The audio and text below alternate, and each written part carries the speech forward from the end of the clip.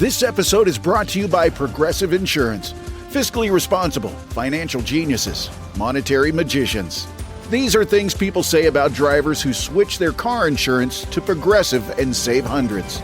Because Progressive offers discounts for paying in full, owning a home, and more. Plus, you can count on their great customer service to help you when you need it, so your dollar goes a long way. Visit Progressive.com to see if you could save on car insurance. Progressive Casualty Insurance Company and Affiliates. Potential savings will vary. Not available in all states or situations. There's one thing that will forever change the way you sleep, and it's the softest 100% organic cotton bedding from Boll & Branch. You'll fall asleep faster, wrapped in the most luxurious comfort. You'll never sleep hot again with airy blankets, cloud-like duvets, and breathable sheets. You'll experience pure comfort on night one and feel your bedding get softer with every wash. Discover the difference with 15% off your first order at bollandbranch.com with code CUMULUS. Exclusions apply. See site for details.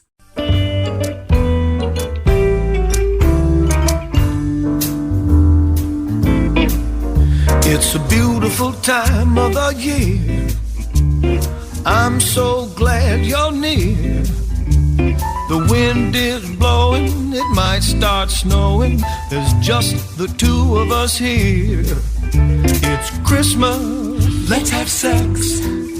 It's snowing, let's have sex. Santa's coming, let's have sex. Let's have sex. I hope you brought your spurs, the ones with the sharp little burrs. Knock the Christmas tree out of the way and hear the jingle bells say, it's Christmas, let's have sex. And it's snowing, let's have sex. Santa's coming, let's have sex. Ooh, let's have sex. The room is lit with candles. The halls are decked with holly. I'm just wearing sandals. So let's get down and we'll be jolly. Christmas, let's have sex. It's snowing, let's have sex. Santa's coming, let's have sex. Ooh, let's have sex. Foreplay in G.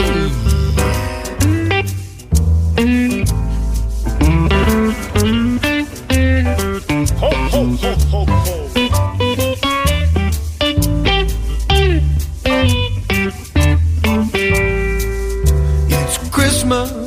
Let's have sex. It's snowing, let's have sex. Santa's coming, let's have sex. Ooh, let's have sex. Oh, come over here, baby. I got a present for you.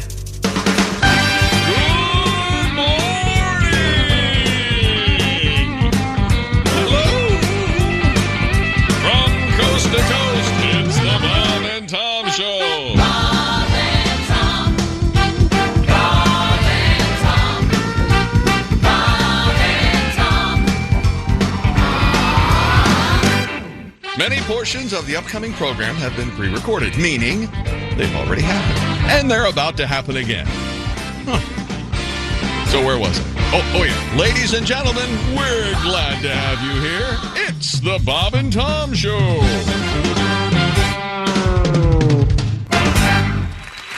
You wouldn't believe it if I told you, so I'm going to have him tell you. What? Hang on a second. There's Christy at the news desk. Hi. There's Pat Godwin in the performance room. Hello. There's Josh Arnold. Hey, chick. He's over there at the... Yeah, you had something playing over there. There's Ace Cosby. Josh is at the I Hate Steven Singer sidekick chair. Yeah, you had some John Barry rock in there, I think, or something. I'm Chick McGee, and here's Tom Griswold. Tom, bring us up to date on your life, up to the minute. Sorry, I left my car running. Oh, in the parking lot. Yeah, I've just realized. Dean just walked in and said, your car's out there. Sorry. So did you run an errand or? Yeah, I went and got some nice coffee for everybody. Coffee. It was very nice. I apparently, when I got back, forgot to. I have a complaint. So you've got such a nice car that you can't hear it running. That's one way of looking at it. Yeah. Like a kid. Blessed. Yeah. No, I have bad hearing. Oh.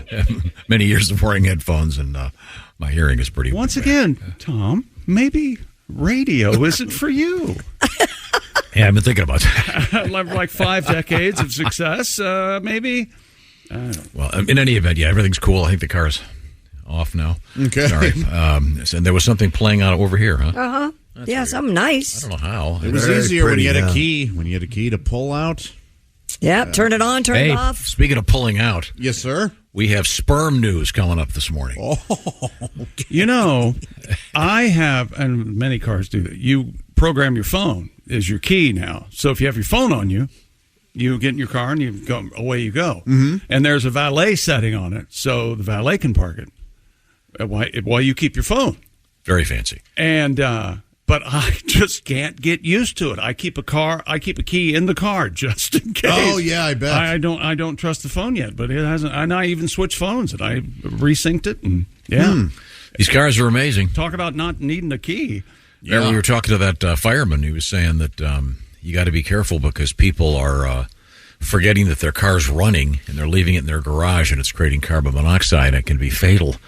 So get a carbon monoxide detector, A, and B, turn your car off. I need the first one because I tend to forget about the second. One thing I've noticed in my palatial compound is that if I get to one side of the house, my phone will buzz a little bit. It's unlocking the car. It thinks that You're I'm leaving? going to the car. Yeah. Oh.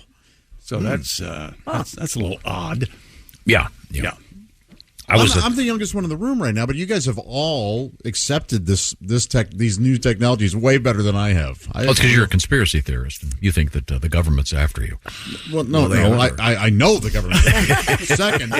Don't you? Aren't you? What do they call the guy that they think like the 8-headed, the 8-armed monsters at the middle of the earth pulling all the levers? And Oh, stuff? yes. Remember that? Yes. I like that. I'd like to get on the side of those guys. Yeah. I just want to say, if there is a conspiracy out there, Yeah. they don't know what they're doing. Whatever their conspiracy is, it's not working. Okay, it's not. I don't know. They got him believing Yeah. that it's not working. What is it? The devil's greatest trick is he convinced everyone he didn't exist. Oh, I see. So Chew on that for a while. The Tripartite Commission, is that who it is? Well, you got the Gettys, the Rothschilds. I see. Okay. Colonel Sanders. Before Colonel he went Sanders. Tits up. Do you have a key to your car, or is it a push button? No, it's a fob, yeah. You sound genuinely irritated. He doesn't by no like key. it. Yeah, no, I like the old stuff. I told you this before, and I'll tell you this again. You know, I don't push forward if I want to change a song on my phone, in my car.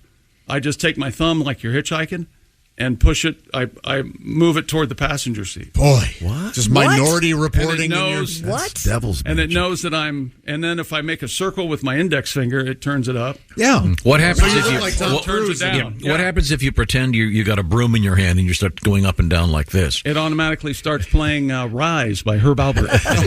Or the Divinals. Then does a hand come up from between the seats? That's right. And give you the David Lee Roth. Put the seat Hang on, back. Christy has a question. So you don't touch anything. No. You just move your hand. Well, you look That's crazy amazing. when you're driving. Oh, I there, do don't look. I look nuts. Whoa! Yes, Ace has a question. What if you have a female passenger and you're having a heated argument and you're like, Oh, then the radio goes nuts.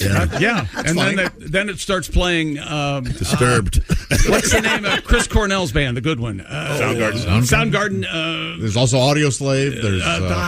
There's a song I play that I put in my headphones for vacuuming, and it'd be perfect for, You play for an Cochise, argument. don't you? Cochise, that's Yeah. it. Cochise Well, by I want to Soundgarden. hear it now. It's a vacuum? Oh, it's great. So, no, Ace, so this sounds like you're talking about you more than Chick. So you're in a car with, Yeah, believe it or not. with one Hey, of these women hey, and you if- start arguing and waving your hands around? If the going gets rough, I get out. You know that. You bark. Here's the car, bitch. Yeah, add it to the list. I'll see you. Sometimes he doesn't even park. Yeah. I'm just going to roll out. There you go. There you go. 10 list. Wow. What you got over there? National Toy Hall of Fame is celebrating its 25th anniversary this year, and they're going to ask for more of the public's participation. They announced yesterday that one extra toy will be inducted this year, chosen by you, the fan, from these 5 toys that have been finalists multiple times. Okay, so they're giving us guidelines. We can't just write in a candidate. No, you have 5 to choose from. You ready? Yeah. The Fisher-Price Corn Popper. That's been around forever. That's pretty good. Classic. My Little Pony. Okay. A Pez dispenser. Not a toy. Yes, it is. No, it's not. You can kind of play with them, I guess. Oh, you can play with a lot of things. You didn't have a bunch of Pez dispensers when you were a kid and dressed them up in frilly dresses and No. little houses for No, them? of course, we all did. That's a very what I thought. normal thing to do. Thank you. Tom, the Pogo Stick. All right. You don't like the pogo stick. Oh, it's all right, man. All right. And Transformers round out the top 5. Okay, I'm going Corn Popper. I'm going Corn Popper, too. Corn Popper is such a cool, fun, basic thing for like a 2-year-old. Oh, You can cast 1 vote per day through October 24th on the National Toy Hall of Fame website. The Corn Popper ain't bad when you're 45 also. The winner, along with other inductees, will be announced November 9th. What would you do if you went home with a lady? Yeah. And At her place? one thing leads to another. Yeah. And you fall asleep. Mm-hmm. And you're there in the bed. And you hear this noise the next morning. What the heck is? You go downstairs. Wow, that was some night. What are you doing? Oh, just running the corn popper. Yeah. Huh? What do you think? I've decided right now, Chick, I'm ordering one today. Yes. I'm going to have one handy, like kind of behind a chair. Right. And when I have any guest over, if there's any sort of spill or I'm getting that out. Don't say a thing. And I won't say a thing. They pretend it's Don't working. say Yes. a thing. No, I got that. I got that. I got See how long they stick around. Yes. But, I mean, they still make that toy, right? It's a I mean, classic, it is yes. a It's for classic. it's for very little. It's for toddlers, but it's a great toy. I mean, Transformers are also a great toy, but Pez dispensers are not a toy. I'm too old for Transformers. Are you? You don't watch the movies? No. Real dumb. It's not the. It's a Volkswagen. That's a monster. Is there an adult toy Hall of Fame? I hope not. Well, saying adult before toy, you got a whole different. I know. I'm just asking. Can you imagine Marital that? aid, if you will. I'm sure there Probably is. yeah. I don't know if it's a Hall of Fame, but I'm sure there's a museum. Really? Yeah. The We have Adult Toy Museum? We'd like to welcome I to bet the 10 museum bucks. this year, the Pocket. Once again. Congratulations to all. The Fleshlight, of course, inducted at our opening ceremony. There's the Antique Vibrator Museum in San Francisco, the Erotic Heritage Museum in Paradise. Whoa, I'm there. Sex Machines Museum in Prague, the Erotic Museum in Amsterdam. I've been to that. Have you? Yes. Which one? I've been to the Sex Museum in Amsterdam, the Erotic Museum in Amsterdam, and they did have like these really old looking, like they had like one of those things. It looks like a hollowed out log, kind of they would put bees in, Yeah. so that it would vibrate. Absolutely. Really? Yeah, that was like one of the first vibrators. Wow. The Bee-filled log. A lot of trial and error there, huh? Usados Museum of Erotica, the #1 sex museum in the world, is in St. Petersburg, Russia. Who would have thought? What's the... One orgasm. do they have a little store as you leave the museum? I kind of wonder what they have. Yes. Did you ever go to Jeju Exit Loveland? through the dildo shop. Jeju Loveland in South Korea. Did you ever visit there? No, I know. I'm aware of Jeju. It's like a Jeju Island? Yeah, it's an island where it's Yeah. very big for honeymooners, so that makes sense that It's it would be known as a sexual theme park. there. Oh, go. Why? How did I not I don't know. A theme park. It means gliding down penis slides or bathing in naked saunas. I've got to go back. Ho, ho, ho. Welcome to the Bob and Tom Show, and Merry Christmas from all of us here at the Bob and Tom Show. Coming up on the show today, Drew Powell, Duke Tomato, DJ Dangler, Tim Cavanaugh, Greg Warren, and Reno Collier. Coming up next, though, a former Major League pitcher, Drew Storen, talks about some corn. It's coming up next on the Bob and Tom Show.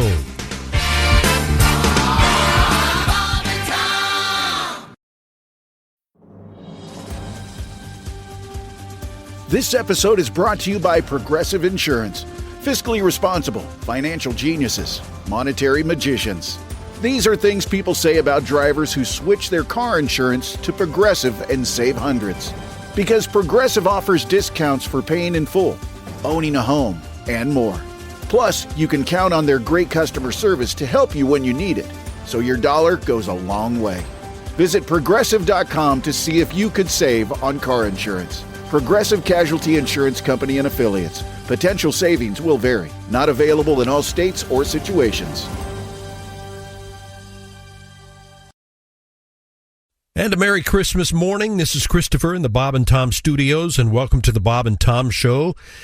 Former Major League pitcher Drew Storen stopped by, and he's talking some whiskey and some corn here. Here's Tom Griswold with an actual, real, live, honest-to-gosh legend for a guest. Yeah. Tom. In the studio, we have Drew Storen, former Major League Baseball pitcher. Allegedly. I misspoke earlier. Oh, is there proof of that? And currently father of three and producer of a new alcoholic beverage. Now, you want to tell us again, this is distilled from the corn from the Field of Dreams movie? Correct, yeah. So we're Field of Dreams Whiskey Company, where we take the most famous corn in the world and turn it into whiskey. I was a huge bourbon collector during my career, so figured I overpaid for plenty of stories, so tried to create my own. Yes, very nice. Now, Josh, we were trying to figure out, and Josh suggested Children of the Corn. What? Yeah, that didn't work so well. The people who used that corn, Other famous cornfields and movies, and we came up with, what, North by Northwest? Sure. Hitchcock movie. I think you picked the right cornfield. Yeah. It was With good. the baseball connection and all. Be stretching in some other areas. Trying to make them feel good. Yeah, appreciate it. I don't want you to forget where you lost your mind, the video of Drew winning stuffed animals. Do you remember this? Uh-huh. Why don't you ask him about it? He hustles carnies. Remember? You've been a very fine pitcher most of your life, such that you were able to make it to the major leagues. And so you like to go to the carnies and show them how it's done? Oh, yeah, there's certainly no better thing in the world than hitting up the state fair, especially now that my arm doesn't matter, and go over to the speed pitch and max it out, get the choice prize for the kids. So we essentially have to bring an extra wagon. It looks like the Grinch's sled on the way out. And yes. Everybody's asking for tips, and I'm like, well, yeah, it's all about heart. You just got to want it. Yes. Make them believe. Yeah. I mean, like that milk bottle thing where they have the 3 bottles. Oh, yeah. Yeah. They had one of those in Libya, and even the earthquake there couldn't take it out. Jeez. Oh, boy. Now, remember, this Drew. is the guy who got upset at me at the Taiwan store. Yeah. Tom's very much a do as I say, not as I do Very type much. person. Yeah. So let's get back to this bourbon, Drew. This is distilled from the corn from the movie. Did you lease the field, or how does it work? Yeah, so we work with the farmers. It's the Ray family, and they have the lease on the land. And we're essentially the landscaping crew with some return on it. Usually that goes away and goes to some pigs or anything else. And so we take it and tell a little story about it. Now, right now, it's you've cut the corn down, right? It's harvest season, isn't it? Yeah, so all the stuff coming down for this year, they're in the midst of it right now. So that'll go into barrels. This is from previous years. So we just take every kernel. So it's about 5 billion kernels of corn on that. Previous years? I want fresh bourbon. Oh, God. Come on. I don't know. Stale, barrel tasting. I always forget that you're the purist. So we want the Beaujolais of bourbon. the bottle in front of you. Give me the history of this particular. I keep wanting to say brew. What's the word I'm looking for? This distillation and this batch. Batch is okay. Yeah. Batch is okay. Yeah, okay. I mean either way. Just commit either way. Please, dear God, commit. Yeah. No, it's 73% corn, 22% wheat, 5% rye in this. So we actually kept the barley out of it, so it kind of lets the corn showcase. So we always say it's all about the best expression of the corn. But I wanted something that's extremely approachable, that maybe somebody's a baseball fan and is limping into bourbon or is interested in it, that they can get away with it. As we, do future releases, we're going to kind of up the proof and play more towards the purists like Josh in the whiskey world. So yes. The world of whiskey. Well, we'll find out more about what's going on with Drew. We have to go back to the sports page with Chick McGee. Yes, When we last left you, we were talking about how did we get on the topic of your friend who's a porn star? Oh, we were talking about how there's a gentleman in the NFL. Tyreek Hill. Oh, he wants to be a porn star. So he says he's the fastest guy in the NFL. He was asked on a podcast, what's he going to do when his career's over? And he said, I want to be a porn star. You don't want to be fast in the world of porn. No, that'd be. And by the way, have you ever noticed that they're always called that everybody in these? They're always porn stars. What about the character actors? Yeah, they don't get enough respect. Yeah. Everybody's a star. There have to be like the working man's porno guy. Sure. Your Ed Harris's, your Paul Giamatti. They don't want small parts. Plays the buddy. What do they say about porn, Pat? They don't want small parts. I see. Of course. Well, there are no small parts. By definition. Only small penises. Oh, no, that's not right. No, Shakespeare said that. That's what I thought. Yeah. So your buddy was a open micer stand-up? Yeah. And he was he'd been doing it for years, and he was a really good guy, but kind of awkward and not great at stand-up. And I think I read an article about him. No kidding. Yeah, he what was it? His career ended when he refused to play with sex toys in movies because he said he wasn't a prop comic.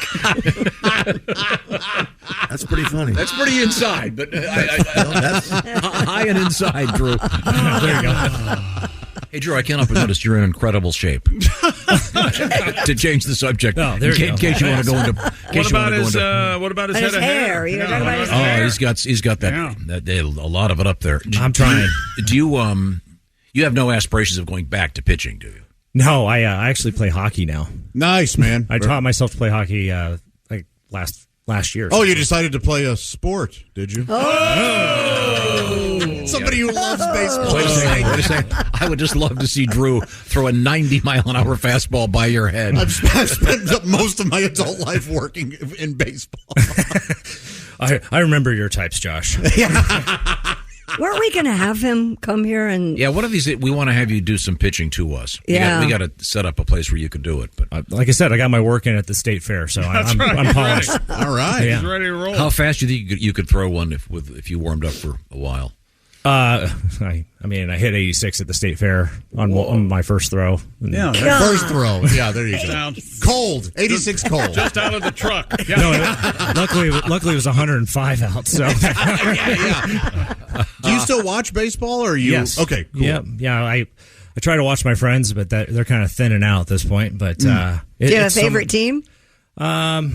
Kind of whatever team my kid likes. Oh, that's fun. Yeah, right. He likes the Nationals and all that. Where I made he's into the Cubs because my high school teammate Tucker Barnhart was on there this year. Oh. So we were the little league team. So we just kind of bounce around. Cool. He's a free agent. He's already learning the business. Yeah. So do you have him pitching already? I have a question. Are you allowed to have a cell phone when you're not pitching? You're sitting out there in the bullpen.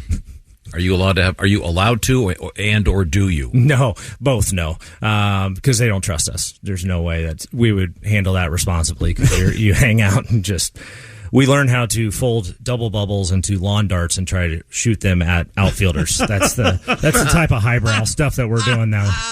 Just flip it around and there you go. Yeah, try to hit the guy's foot. Your locker room, was the double bubble wrapped or unwrapped? Oh, it was wrapped. Because working in some, I saw a guy who had to, I guess, I forget what team it was, but he was unwrapping all the double bubble and putting it in a big bowl. Oh, yeah. So that's one of the stars over tipping the guys. Yeah. Just out of principle. My first spring training, I had to go through and sort out, the certain flavor of double bubble and and then keep it in my back pocket for the veteran to ask for it and then open it and then throw it away. Wow. Yeah, that's awesome. We're talking with Drew Storn, a former Major League Baseball pitcher, and the are you the distiller of? Is that the founder? I'm not the distiller. I leave that to the pros. I'm more the big picture guy. Okay. Yeah, supervisor. And once again, you're the face of the brand. There you go. The bourbon is the field of dreams. We return to Mr. Chick McGee at the sports desk. Is that correct? Stupid not just any sports, Tom. Speed Eater from Canada has broken the Guinness World Record for the fastest time to eat 50 Carolina Reaper peppers. Oh, no. Mr. Mike Jack That's his name. Go ahead. I'll sit back and let you. Mike Jack. If he marries Susanna Hoff, Hey, she'd hey. be Susanna Jack Hoff. Yes, she would be. No, she'd be She goes for her own name. Jack. Off Jack. Then the joke doesn't work. Well, it barely. Yeah, see, you and I, Chick, are on the same page. I can eat a hotter pepper thing. I don't get this. I don't understand it as a spectator sport where people are watching people eat something. Oh, look, he's crying now. Oh, I think he's really dying. Stuff like that. I don't understand that. It's also not pleasurable to eat those, right? Yeah, it doesn't At all. enhance the flavor. I want some right? spice, some flavor, but not that. No. If you keep reading, this gets really ugly at the end. After Well, of course finishing it his would. record attempt, Mr. Jack went on to eat 85 more peppers, bringing the total amount to 135 Carolina Reaper peppers. Just for fun? He did this to reach second place on the League of Fire Reaper Challenge leaderboard, which tracks attempts to eat the most Reapers in one sitting.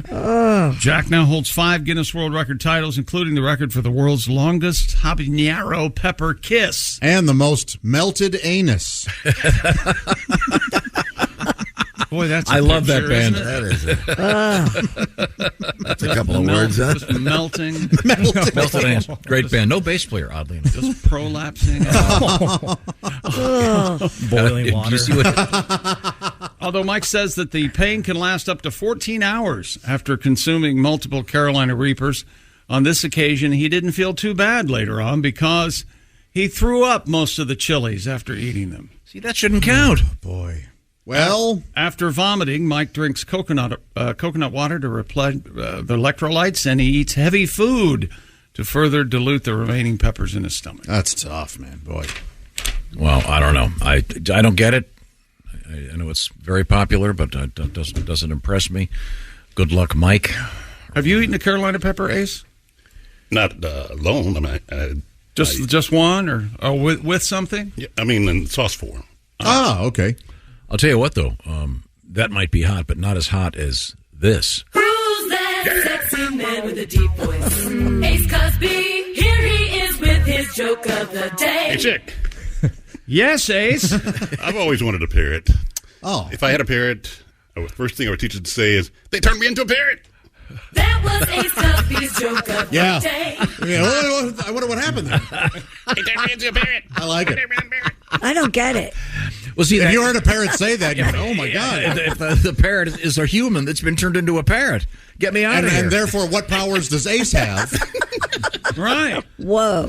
That'd be a great scene in a movie. That's kind of like the help I'm trapped in a fortune cookie factory, right? Yeah, kind of, yeah. Kind of a- yeah. That's very good. Thank Okay. you very much. So, Christy, you petted a parrot, and if that parrot said, they turned me into a parrot, Yeah. Okay. Fair enough. You're responsible. Christy, in your defense. It was a macaw. It was not a parrot. Oh, Jesus, Christy, Mary. play along. Geez, a chicken basket. In my defense, what?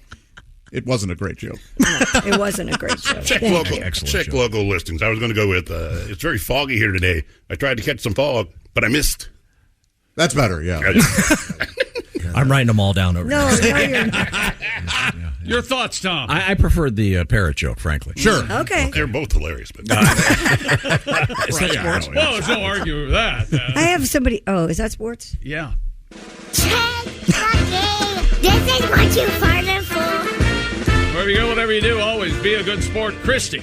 I just had a friend who's a big fan of your Field of Dreams text me and ask, how do you find the number or the player that matches the number on your bottle? Yeah, so we're going to put that on our website here soon. Oh, it's So not up yet? Not up Oh, yet. okay, So we great. had to go to the website and kind of get the data from them, and so we're going to set it up because Oh, it's kind cool. of a cool thing. Yeah, because that would be a cool Our thing guest to is know. Drew Storen, former Major League Baseball pitcher and the creator, one of the folks behind the Field of Dreams bourbon, actually distilled from the corn in the famous Field of Dreams from the movie. Have you sent one to the producers of the movie? I have not. Why elicit a lawsuit? Hey, Or look what solicit, I'm sorry. Look what we're doing. Really? Yeah. In case you didn't know. Joining us on the phone. Wish you would have thought of this, huh? Christy Lee is at the news desk. Let's share another story with Drew. Police in Florida have arrested a man for allegedly masturbating in a resort's public hot tub. Hello. According to the Monroe County Sheriff's Office, the suspect, Mr. Julio Rodriguez Coipel, was completely nude in the hot tub at the Playa Resort and Spa, where witnesses reported seeing him expose and touch himself in view of a female employee. Water's fine. How's it going? What's up? Can I get some nachos over here? You're pretty. Well, a little of this. When a male employee confronted the suspect, he screamed, "It's my birthday today." Oh, well, then you gotta let him. Well, yeah. I didn't know he had a legit reason. You need it before I put it away. That's not a story. That's... And ran toward US 1 before driving back to Miami-Dade County. According to police, it was in fact the suspect's birthday. He had just turned 34 that day. But they didn't care. He was given an arrest charge for indecent exposure as a gift. Blow out the candles, sir. You're supposed to blow your own candles out, right? Don't do that. Boy, you worried about spittle getting on the cake. What about those people who, I mean, they're 34 and they're still, it's my birthday. Yeah. I don't. 30, I guess. Or even Everyone 34. should be celebrating. It's my birthday month. 40, I guess. Yeah. 40. Do you plan ahead of that when you get in the tub? That's a good question. Or was that like an audible there once you hopped in? You're like, hey, this is nice. Those jets are great. Or, yeah. Or is that the plan the whole way Drew's through? on. Sometimes those jets are great. They can be. But I've never been. Just a bundle of nerves back there, right? That's exactly right. That's right. God, to stand up at you're in the pool with the kids, you look up and there's this idiot cranking away. Happy birthday to me. Coming up next on this Christmas Day, some Christmas Live Day stuff from 1998 with the Bob and Tom Band. It'll put you in the spirit. We're coming right back. This is the Bob and Tom Show.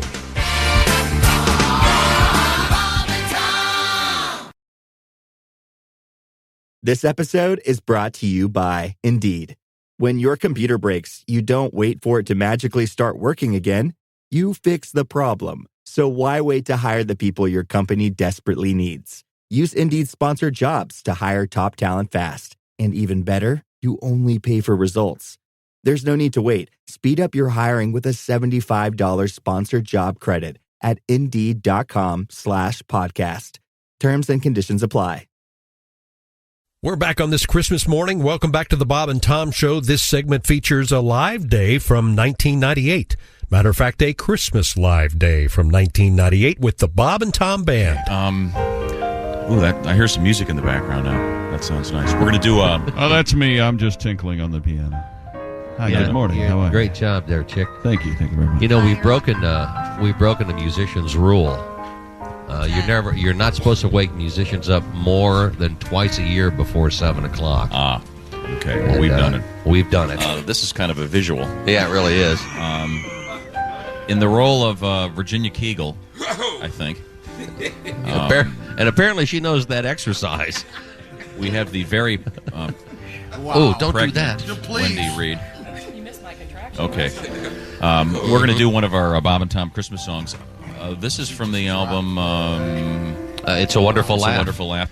And this is a song about plastic surgery for Christmas.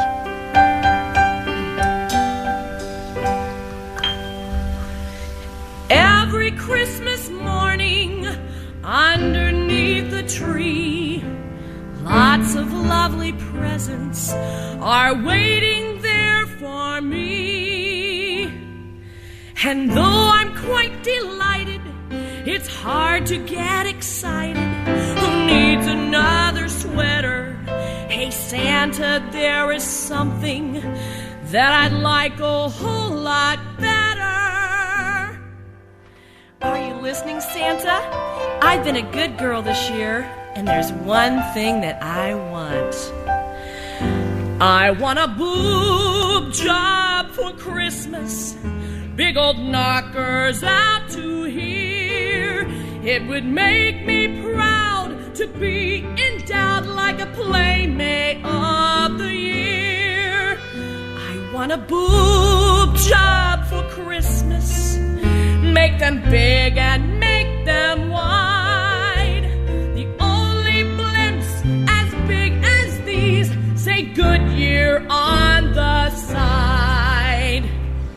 bouncing, happy, happy hooters, squishing, gushing, lactate shooters, loads of curvy cleavage on display. Lusty, busty watermelons, each as big as Mount St. Helens. That is what she wants this holiday. Oh, Santa, give me this one gift. It's not my spirits that are sagging, it's my boobs that need a lift. Oh, Santa, you know this Christmas season. Give me a pair of juicy jugs, and you can be the first to squeeze them. I want a boob job for Christmas. Spongy silicone balloons. Who needs a boat? I can stay afloat with my bulging chest pontoons. Bursting, beefy, bouncing bozos, wild and wiggly, whopping Waldos, nestled in a cup that's double D. Massive, milky, meaty memories, big enough to feed two families. Santa, won't you listen to her plea? Santa, please. I want a boob job for Christmas. And when you've done that, Santa dear, if it's okay, send my way a nose job come next year. All right. Wendy. I'm in Virginia. Wendy Reed is Virginia Kegel. Oh, beautiful. Live this morning. Go lay down now. Due any second. We do have a doctor present. Yes, we do. Just in case. He's in a fact, heart surgeon, though. Well, it's sort of the same, isn't it? It's all in there together, I think, isn't it? I think so. Dr. Stan Hillis, not his real name. No, it isn't. On the flute, actually, on that last tune, along with Jay Young on the clarinet, P.J. Inger on the horns, and the rest of the band, under the direction of Steve Ali, ladies and gentlemen. Very nice. This is a special edition of the Bob and Tom program. Shall we squeeze in one more? I think we're ready. Sure we can. And Teresa's going to come up and sing this one. Does she also portraying Virginia Kegel in this one? No, she is Tammy Wynot Oh, of in course, this one. Tammy Wynot in this one. Okay. This is which tune are we doing here? Open. Oh, okay. You guys ready? Oh, yeah.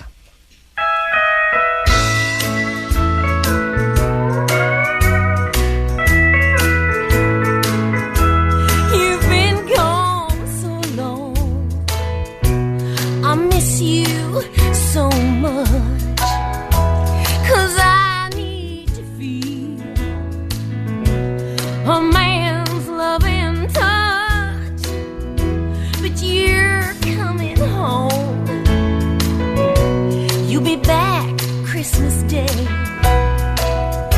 Lying under the tree is where you'll find me. And here's what I'll say. Open me first.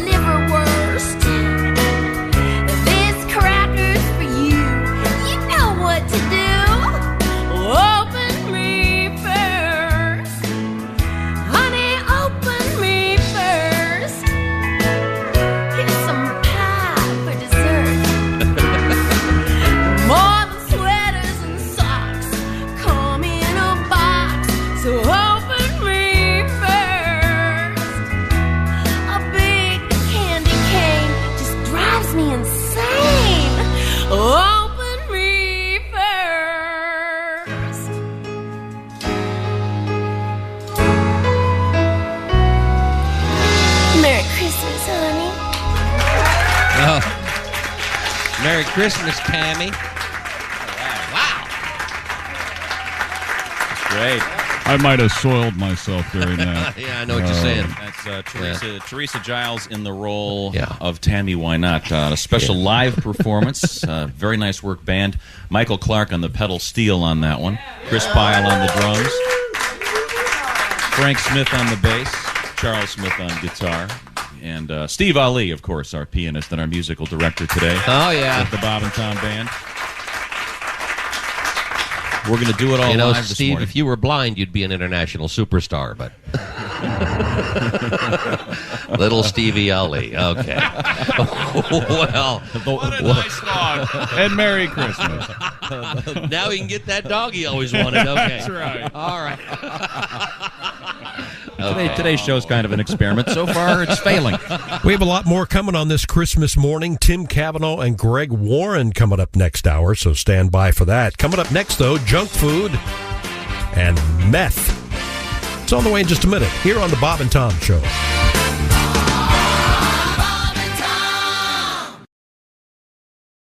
Are your ulcerative colitis symptoms proving difficult to manage?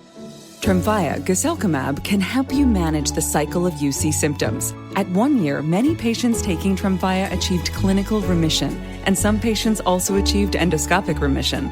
Individual results may vary. Tremfya is a prescription medicine used to treat adults with moderately to severely active ulcerative colitis. Serious allergic reactions and increased risk of infections may occur. Before treatment, your doctor should check you for infections and TB. Tell your doctor if you have an infection, flu-like symptoms, or if you need a vaccine. Ask your doctor if Tremfya can help you manage the cycle of UC symptoms. Call 1-800-526-7736 to learn more, or visit TremfyaRadio.com. Merry Christmas from all of us here at the Bob and Tom Show. This is Christopher speaking. This is the best of the Bob and Tom Show. Here's a segment about, I don't know if you'd use either or both or none of these on Christmas morning, junk food and meth. Let's check it out. Welcome back to the Bob and Tom Show. Hi, good morning. Thanks very much for joining us. My pleasure. Chick McGee's chuckling over there in the corner. Hey, comedian Tim Cavanaugh joins us here in the studio. Good morning, you guys. Chick, before we move on, I saw this. All I read was the headline, and I brought the story in. Okay. Satellite dish installer accused of panty theft. Now, You're just... give that one to Christy. I'm sorry. Wow. Now we should explain Hey, Christy, you to don't those. really have to. You don't really have to come in tomorrow. It's a day off tomorrow. Here we go. You can do the here, sweetie. You do the story. A satellite dish installer is in trouble for stealing panties in Muskegon, Michigan. Now we read this because Chick has been known to help his friends out. By helping install satellite That's dishes. right. I can do it. Although there is a new no ladder rule.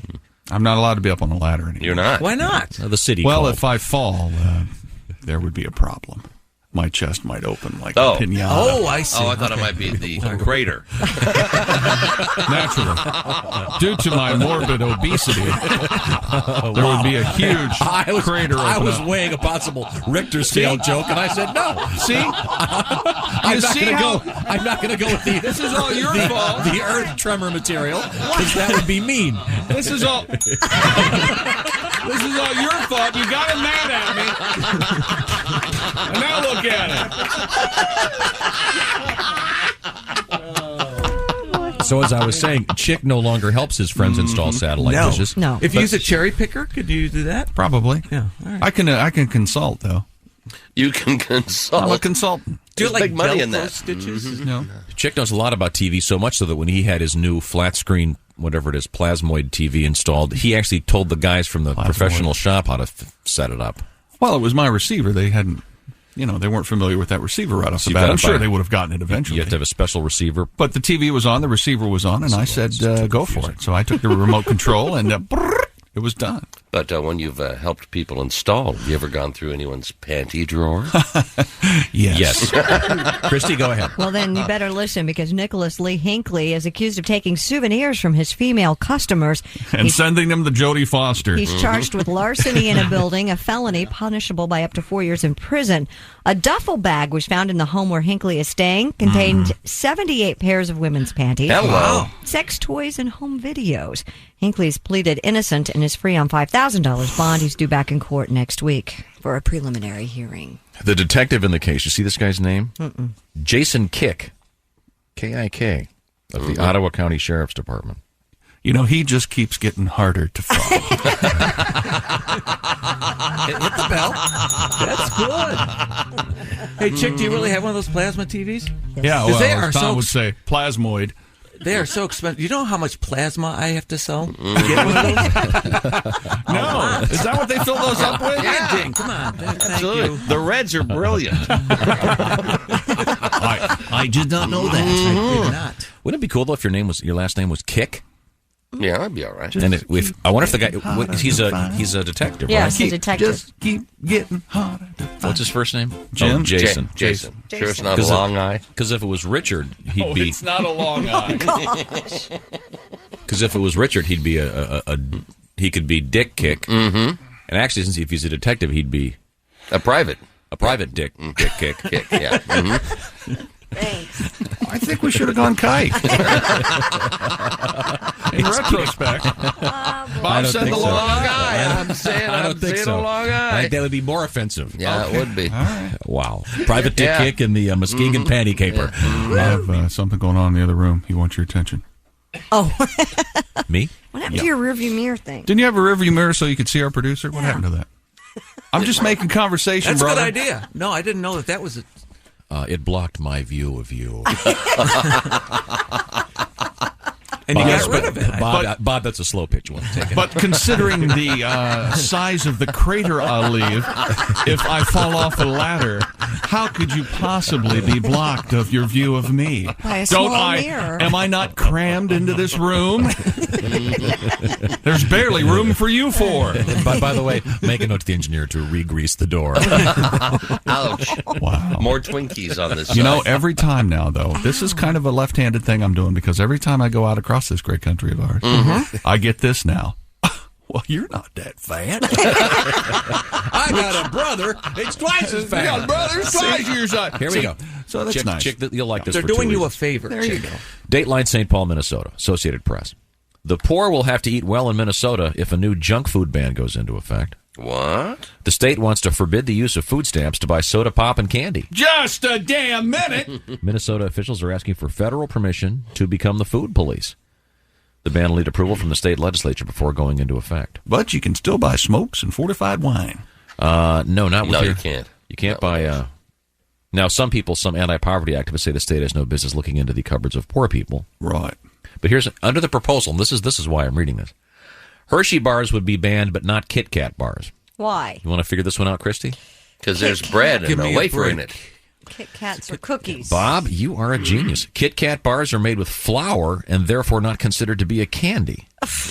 This takes the cake. Well, this is a great news about for me. Wait. Hey, This takes the cake. Hey, Bell. Shamu. I think the word you're looking for. See, I get accused. I do nothing. I make one under the radar comment about the Richter scale, and which I wasn't going to do. And you throw out love, love, love, and So that means Twinkies and Hostess cupcakes and everything else would be okay. Those are bread, then, yeah. Zingers. Oh, so they those. want poor people to be healthier and to live longer. Yeah, but this study after study shows you can't control what people are going to do, and just if you give people money, they'll do what they're going to do with it, no matter what you do. So. Yes, but if the poor die, don't they get off the dole quicker? Chick. What? Yeah, that's what it is. It's just they're just poor. So after mom gets a day off from the nudie bar, and she has to feed the kids. How about she leaves the trailer long enough to get the kids' latest uncle to mix a fresh bath of meth. As she goes to the 7-Eleven to do her grocery shopping. Every conceivable cliche. Are you saying that doesn't exist? What you've just described? I think it does. I'd like to pretend that it doesn't. Sorry, I read the story. Do you know across the country that meth labs are becoming so popular? You know what the big problem is now in our country? No, what's the big problem? Parentless children. Because the rule is if you have a meth lab and you're taken in, the kids go to foster care, and there's not enough foster care for all the kids that are going away. There's no comedy because down of the this meth road. labs. I'm just telling you. What if it's a family enterprise? What if the kids are involved? If they're going to the pharmacy and stealing the cold medication? Well, I think it's okay then. Then it's for the okay. kids to Okay. stay. Because there's crime families. Wait a second, Receipts would get you arrested. Excuse me, I just want to interrupt for 1 second. Sopranos. Break the third wall here. So, Where's the big pot of comedy gold at the end of your meth lab? Hunk. You were saying that all those, what you described, the stripper mother who is married to... Not married. So living with telling his, her two kids that her uncle? latest uncle has to set up the meth lab. Right. You're saying that doesn't exist. No, but I was taking your kind of logic, saying everyone who's poor is poor for that reason. I was saying just give these people the money, let them buy what they want to buy. You're not going to be able to control them. Okay. That's true. Have you ever, some states... Oh, gosh. Some states, when they tax your groceries, some states don't have any retail tax at all, but others do. And sometimes it depends what you're buying, if there's a tax or not. Right. Sure. Like there's no tax on, for example, Bread. But there is on toilet paper. And paper towels, yeah. Yeah, so, the government's so good at sticking their noses into everything and making life that much more difficult to get through. But That's true. Anyway, so in Minnesota, be careful. If you're struggling right now, you may not be able to buy a Hershey bar. Yeah, but you can get a Kit Kat, which I guess is... I like Kit Kat better than Kit Hershey Kat's bar. better, too. The Kit Although Kat I love people... Hershey, they make a great product. No, I don't know, Chick, since you seem to be an authority. For people who are meth... Are you an addict if you're a meth person? I don't know. Sure, it could be. If you're a meth addict, do you prefer Kit Kat to Hershey? No, you like sweet sodas. Do you Orange eat Pop. more? That's a big... I thought Orange if you're Pop is on a big meth, you seller. didn't eat it all because you're all hyped up. No, you like orange grape, really sweet drinks. Doesn't it make all your teeth fall out? Do you eat more? And I'm really talking about meth addicts, not you so much. No, I don't think you do eat more. Maybe I should get hooked on meth. Maybe then you would be happy. Doesn't it make your teeth fall out, though? I don't know about that. But actually, I Hershey... think it drains all the joy from your life and makes you and all your friends miserable. So Hershey makes Kit Kat bars, Oh, they do? Yeah. Oh, so, very good. so it's win-win. It's a win-win for the Hershey. Hershey. And I think it does make your teeth fall out because They it's have a great actually amusement park. It's actually methamphetamines, but you can't say that Meth. after your teeth. Methamphetamines. No, I read this and I ask you, Chick, not to comment. Okay. So try to hold back. What if it's too strong? Try not to and go I have down either of your big comedy roads today, the Anne Frank hunk and the meth hunk. Hey, I started the Anne Frank hunk. He started the Anne Frank And stuff. I still. And I do think you'd be a guy who'd get Anne Frank a drum set. And you grabbed the ball and ran down the field. Go ahead. Ow. Dateline Beijing, China's largest adult-only combined sexuality museum and theme park, opened in Guangdong province. Hard to resist saying something, isn't it? It's the only one in the entire country because China's big. It's it's an adults only sex museum and theme park in China. I can't read the names of the attractions due to restrictions on actually naming anatomical they have organs. rides? But you can say where the province is? Yeah. Well, it's a place. 2,400 square meter sex museum is located not far from Hong Kong. It's believed to be the biggest museum in China, according to the Xinhua news agency. Yeah, because China really doesn't have any other antiquities or any kind of history. I mean, the sex thing would probably be the biggest attraction. It's well known for a large natural stone that looks like a male member. Do you see this? Mm-hmm. Kind of like our Washington Monument? Kind of. And a cave that looks like the female equivalent. Right. They also have carved rocks shaped like naked breasts. The mountain was listed on February 13th as one of the 28 world geoparks by the United Nations Cultural Arm, UNESCO. So isn't that nice? So and kids under 12 get in free. No, it's adults only. Adults only. All the words in Hong Kong and China always sound like sound effects from cartoons, don't they? Sing, whang, dong. I guess it's a natural formation. Rock formations formation. that they okay. So it's kind of like our Mount Rushmore then. Kind of, but they're natural. It's actually a natural Mount Rushmore is not a natural formation. I think it is. It isn't? I thought You that guys are just letting that slide by? You mean the rain and God That's didn't one of the create most that? amazing things, yeah. We let that go. No, because we know if we're natural, it would be of the Lord Jesus. Carved by the great-haired man in the sky that Christy worships. It would be Surfer Jesus. Right. So anyways, over there in China, they've got the natural stone Sing, whang, sex dong. thing. So. Yeah, I can't say the joke. You'll have to build your own, but the punchline is stalactite. Very nice. Thank you. It's a rock formation that's only 18 years old. Stalactite. Bada bing. Sing, whang, dong. Sing, wang, dong. Swing, twang, wang, wang, wang. Let's take a break. Let's take a break. I'm sorry. Coming up next on the Bob and Tom Show, Greg Warren is in studio. That'll be next. So come on back. It's the Bob and Tom Show.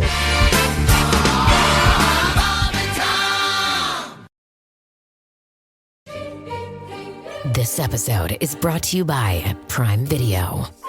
In the small town of Holland, Michigan, nothing is ever what it seems.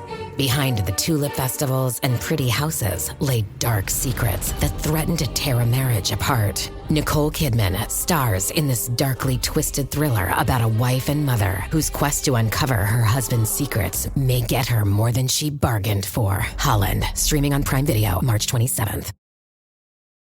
The brightly lit Christmas greeting in the front yard of Rusty Simpkins National Home has once again irritated townsfolk who have driven around and viewing Christmas displays. I guess it helps to realize that Rusty is dyslexic when you read the colorful sign that says, "The First Leon." Merry Christmas from Q95. Hi, honey, Marge Schott here, and this is my new show. Smoke 'em if you got 'em. A chance for your favorite celebs to light up, kick back, and sound off. What a show today, honey. My guest flew in all the way from the North Pole. Everybody's favorite fat man, jolly old Saint Nick, Santa Claus. What are you smoking, honey? Ho, ho, ho. No, thanks, Margie. I got the pipe here. That's all I need. Sandy, thanks for taking time out of your schedule for little Margie. I know you've got to be totally jammed up about now, honey. Things are a bit hectic around here at the old workshop. Even more than usual just before C-Day. For one thing, those crackpots at PETA keep breaking into the barn and freeing the reindeer. Claim I abused the dumb beast by making them fly around the world. Well, I must admit, hauling your lard ass can't be any kind of picnic for Rudy and the boys. Hey, if you want to talk about abuse, what about me? I spend my entire Christmas Eve looking down the business end of 9 reindeer rectums. We're on a tight schedule, so there's no potty breaks along the way. Well, no. I'm gagging on the stink of burnt cheese and dodging butt burgers. It ain't pretty, Margie. And to top things off, some of my elves are threatening to go out on strike. Those ungrateful little piss ants. Amen. I told you years ago, honey, you should outsource to the Indonesians. Hell, they'll tackle any kind of job, and you know what? They work cheap. I got a swarthy guy who comes over once a month, puts on a snorkel mask, and cleans out Marge's septic tank. All the time it's getting backed up because I keep flicking the Marlboros into the toilet whenever I have a sit-down. Which, after my little problem was cleared up, seems to be happening about 30 times a day. Hey, how's Mrs. Claus? Is she still trying to fatten you up? Margie, what? Actually, the missus and I have separated. Pipes. That's a shame. Marge is sorry to hear that. Actually, I think it's good for us to be apart for a while. Why? Santa's got certain needs, you know. Yeah, coming down a chimney once a year just ain't cutting it anymore. You know what I'm saying? Marge, do you have any idea how much strange I could be getting right now? We're talking Rolling Stones Road Mung times 10. I mean, think about it. It's like a year-long concert tour all crammed into one night. You mean you get offers from the gals while you're working, honey? Ho, ho, ho, are you me? I spill more than Antonio Banderas has ever seen. There I am, Marge. I'm sneaking into houses and apartments all over the world with millions of horny women who are alone on Christmas and looking for love. Bingo, bango, I'm in and out and on my merry way. What a treat. Beats the hell out of stale cookies and warm milk. It's Marlboro time. I'm Marge Schott saying, let's get the out of here. So long, honey. So Sandy. Oh? What about Margie? Did you get my letter, honey? Don't you worry, Margie. You were borderline naughty, but Santa likes that in a woman. You'll get just what you asked for on Christmas morning. A carton of smokes and pictures of Ed Asner naked with his back hair and curlers. I can't wait. Merry Christmas, Santa. How about a couple of jugs of nice warm Christmas milk for your trip? Holy oh, Marge. Hey, I might have a belly that looks like a bowl full of jelly, but geez, at least it didn't hit the floor. Come on, honey. Welcome back to the Bob and Tom Show here on Christmas morning 2024. This is Christopher in the Bob and Tom studios. If there's one person in this world that knows peanut butter, it's comedian Greg Warren. Once again, our guest is Greg Warren. His new special is a video entitled Greg Warren the Salesman, and you can Google it and find out where. Just go to Nateland on YouTube. That's very exciting, Greg. Tom, they're going to do a cool thing, too, where Greg and Nate will be chatting live with whomever's there for that first hour. Oh, right there on the YouTube chat? Yeah. Yeah. Oh, hell yeah. That's awesome. So, yeah, it'll be fun. You can ask questions. You can comment. Yeah. And then now let's ask. You called Greg GW, is that correct? I call a lot of people by their initials. Hey, Ace, I like it. I like it. Yeah. AC knows how to do it. FDR. He does. Yeah. Oh, sure. CM doesn't care for it. FK. FDR, everybody. Yeah. Sure. As fresh as today's headlines. FDR. What did his friends call him? F, maybe? Wheels. Really? Legally, one of us has to leave today. We're married. That would be such a cool nickname. Wheels? I mean, did they call him Frank? I don't know. Hey, Frankie! Frankie!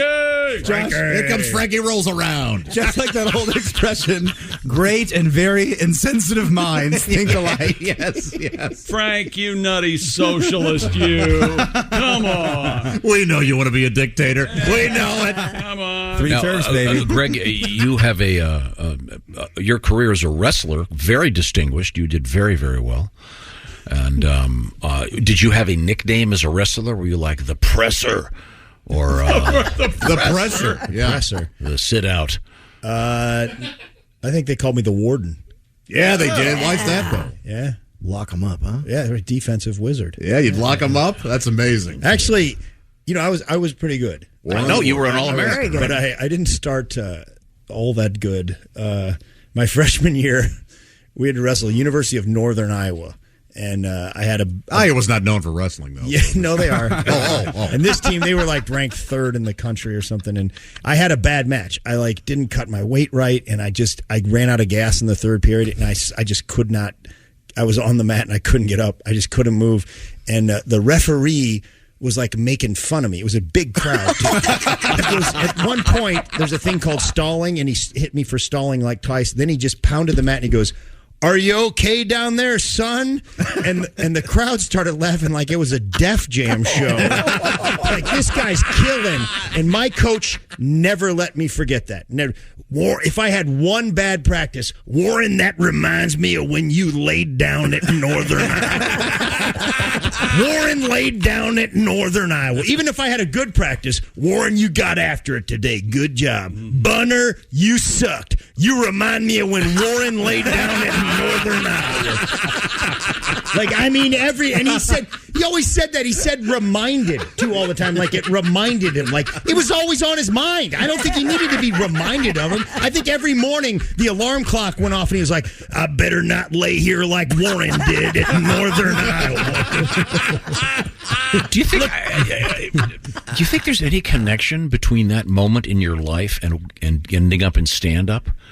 When you heard that crowd laughing at you in the worst possible time, I've never killed as hard as that referee killed. People standing up, walking around the rows. Oh, yeah, man, they were getting up. Yeah. Just the next Greg Warren album is called Not As Funny as the Referee by GW. I like G-Dub a little better, Ace, if you don't mind. G-Dub? Yeah. That sounds more rap-ish. No, it doesn't. More hip. You know what doesn't sound rapish is rapish. No, Tom knows what's hip. Yeah. He can No, tell that's you what sounds hip, that's what the is contemporary hip. way to title things. That'll be the next obscure cable television show, hip hopish. Oh, okay. So, yeah. You've got what are there, like 5 of those now? Is that a reference to the show Blackish? Is that what you're going Blackish, for? and there's another one now. Grownish, I believe. Yeah. ABC, it's not really obscure. Well, ABC, it is obscure. I don't think I get that on my TV anymore. Did you guys see Finnish-ish about the people that are kind of from Finland? I started it, but I couldn't finish. Have you seen The Assassin? Have you seen Fish-ish? It's about jam bands that are starting in Vermont, and they're working real hard, but they're not all the way to Fish. I thought it was about that guy from Barney Miller. Abe Vigoda? He finally died, by the way. Vigoda's dead? Yeah. Oh, yeah. No, but I mean, he was one of those guys everyone thought was dead, but he did like a Francisco Franco. He lingered. Well, he sure he finally just laid there, like Warren did it. No,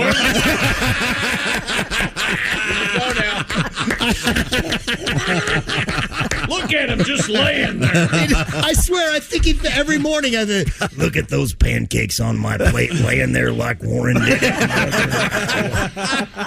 That dog doesn't want to go for a walk. He's laying on the floor like Warren did it in Northern Iowa. I ought to name that dog Warren. I think that's why I haven't gotten married. I'm worried about that part where in the wedding where they're like, does anybody have anything to say? Speak now. Or Warren laid down at Northern Iowa. Don't marry Warren. He's going to lay down in your marriage like he did at Northern Iowa. Wearing a Mizzou wrestling sweatshirt in the crowd. That's hilarious. Now, Greg, I have been told you have something you need to set up for me over here. Oh, no. Yeah. Boy, there was. Sorry, guys. I have an outtake from there was an incident during the taping. Yeah, here's this the is thing. real. It's yes. It's nice to have your friends that are famous, infamous in the audience. These guys were there, and this was recorded in Lexington, Kentucky. This is an outtake from the special. It didn't make it in the special, but it made the special a little more difficult. Here we go. Here it is. All those schools have cheers. Like creepiest by far, Arkansas.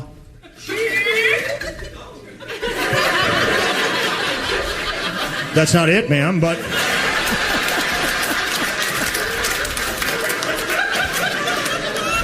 What did you say, chick?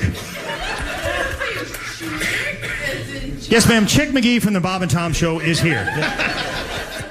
Thank you for pointing that out. Thank you, Chick, for ruining my show. I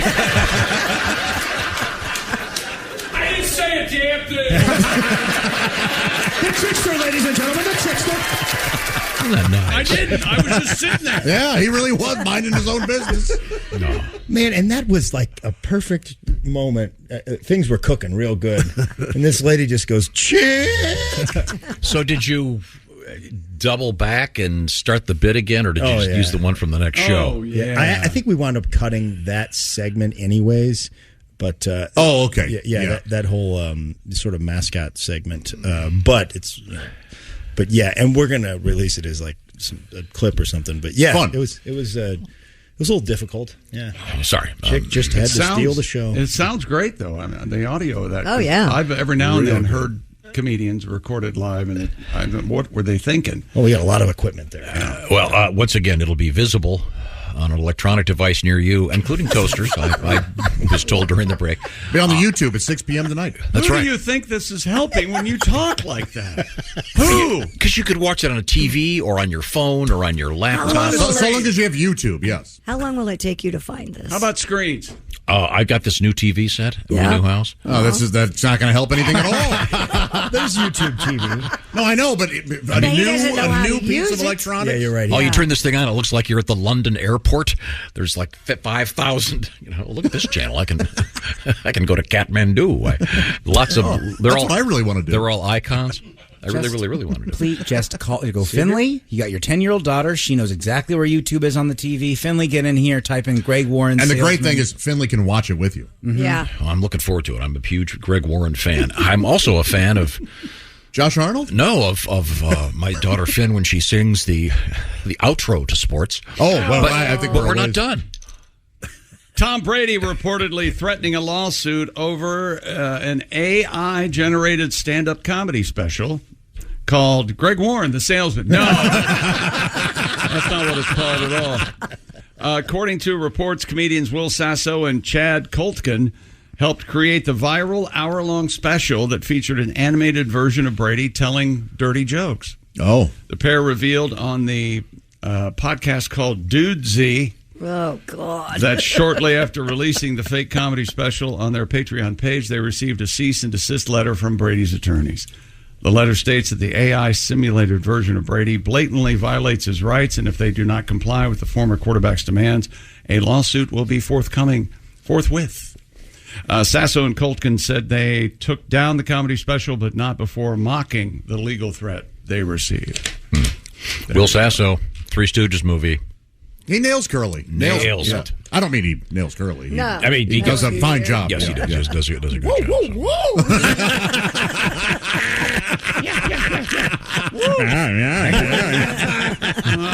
Not but.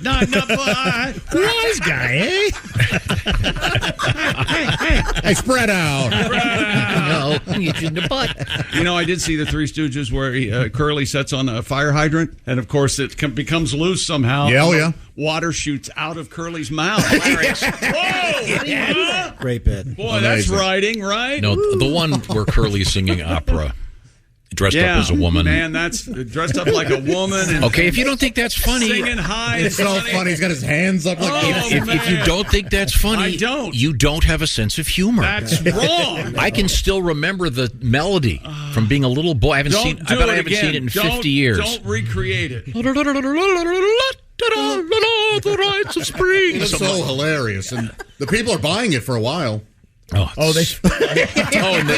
they're putting the needle on the record. Oh God, that's so Dinks on funny. ice. In any event, Will Sasso's hilarious. But I guess they were.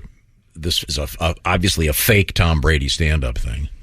Well, Brady's discussed potentially doing stand-up, right? Yeah. I think he was For a roast. that was a no is the answer. He okay. He apparently had agreed to possibly doing a roast. I see. Always a bad idea.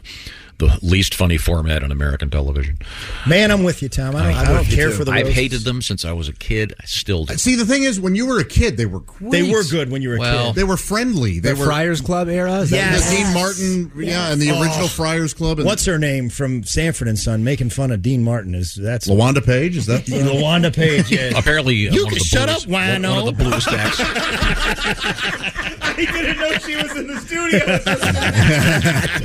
Yeah, and you're right, Tom. One of the bluest acts out there.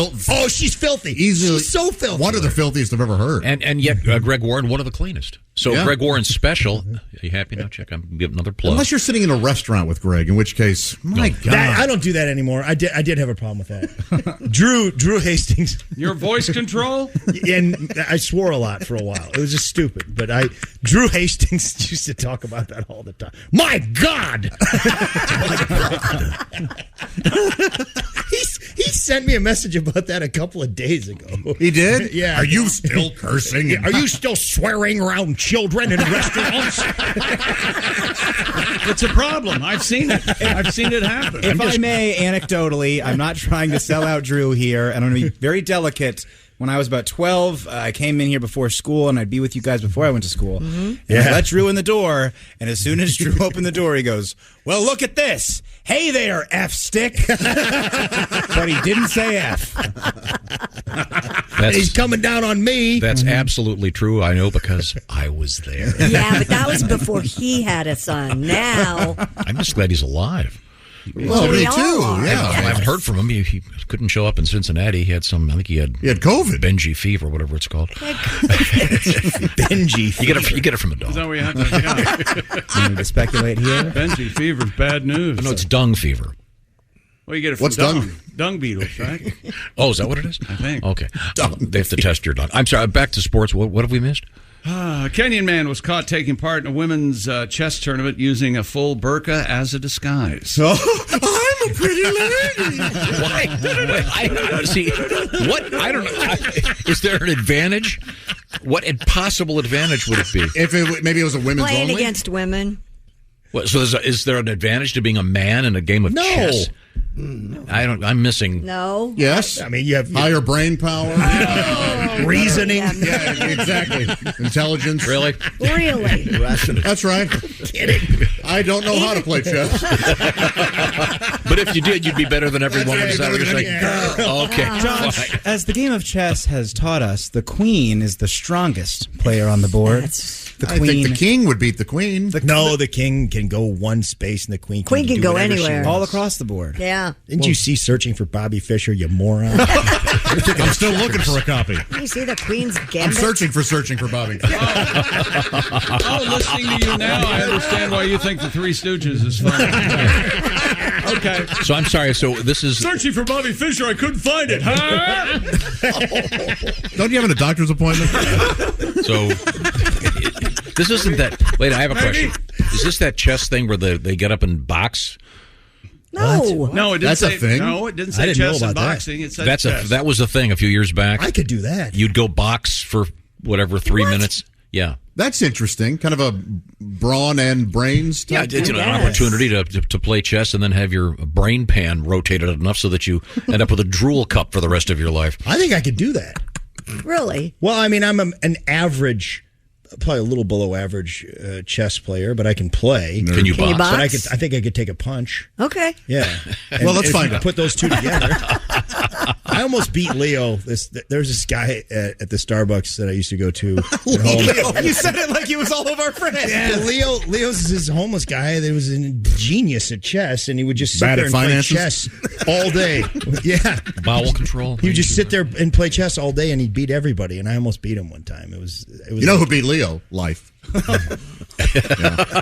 Life is really winning if you're. Why you got to take a shot at Leo, man? He would get a home. Kick your ass. He'd beat you so bad in chess. That's you'll often see me in certain areas. Get a house. Really, man? Oh, I'm hated. Yeah. Just rubbing it in. I thought it would inspire them. It doesn't. Now, did you ever? In this once again, this new story. This is in Kenya. This man dressed in a burqa to disguise himself so he could play in a women's chess tournament. Yeah. Did you ever wrestle a woman? Because you were an All-American wrestler. Was there ever a? No, I didn't. I mean, that was there's certainly that happened. Now, women's wrestling is like the fastest growing sport in the country. But for a while before they had women's, Is this on the legit college level? Yes, there's college programs now that have it. It's a Yeah. huge thing internationally. It's in the Olympics. But for a while before they had it in the U.S., they had to wrestle on the men's team. There was some of that, but I never wrestled a girl. Yeah, A woman, a lady. No. So anyone want to take this for me? No, You've seen her wrestle. No, have you seen her wrestle? No, but I've seen her box. Yeah. The classics. Yeah. Sometimes you just That fish for the Jim. classics. No context. Greg, sometimes box means vagina. Did you know that? Seen one? Were you aware You could have put that Want in your some special. pictures? of this? And what is considered a first for the Kenyan Chess Federation? A disciplinary committee is currently debating the proper punishment for the male player who disguised himself as a Muslim woman. By the way, Kenyan chess, fast. Yeah. yeah. That's because they got lions chasing them. Hey, we got to get this game done before old Roarhead gets over here. They just named the lion Roarhead. Not a lot of work to put into it. Yeah, they couldn't come up with The something. Bob and Tom Show continues in just a minute with more from the Christmas Live Day of 1998. We'll have it for you next on The Bob and Tom Show.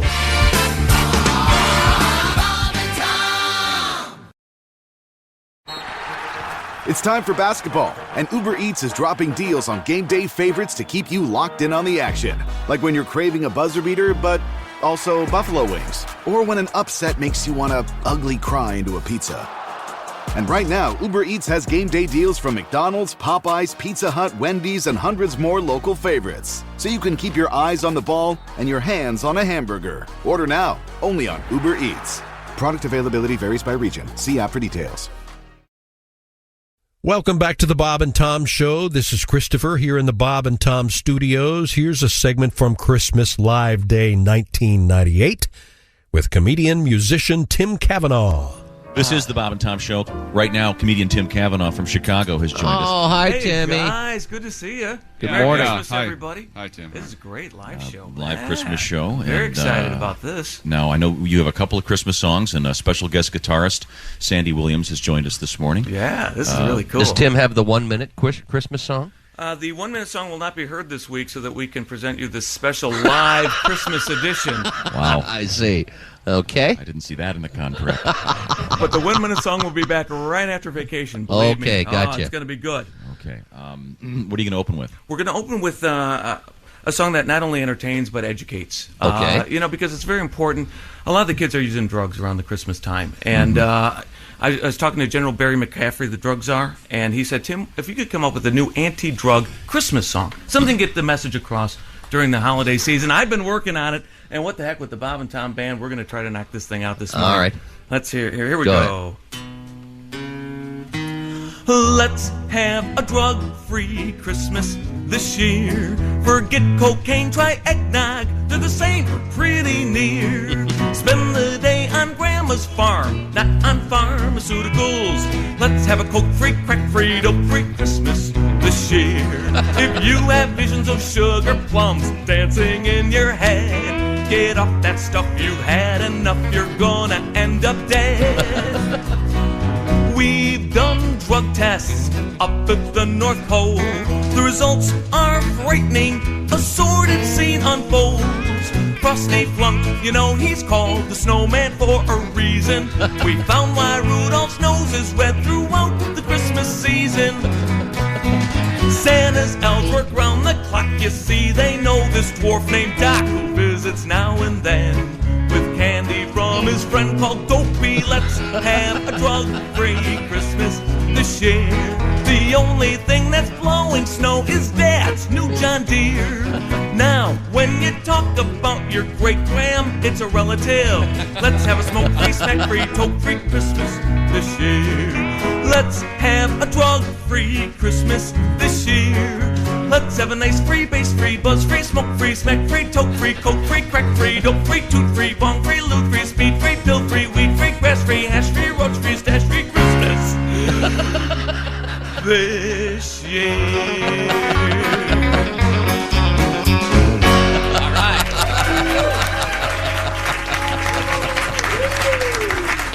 Okay. Tim Cavanaugh, sort of a public service announcement. Absolutely right. I'll tell you Those of us here at what. the And Bob I'm and Tom not saying program. that I had to use some sort of a drug to get me through that one, but boy, that speeds up at the end a little bit. Mm-hmm. That was good. Mm-hmm. Now we have another Christmas song from? We do have another Christmas Now song. this was a song that was also sort of commissioned, I understand. This is a song that actually my Uncle Pat, who was always a big Bing Crosby fan. Who isn't? And who isn't? And that me. song...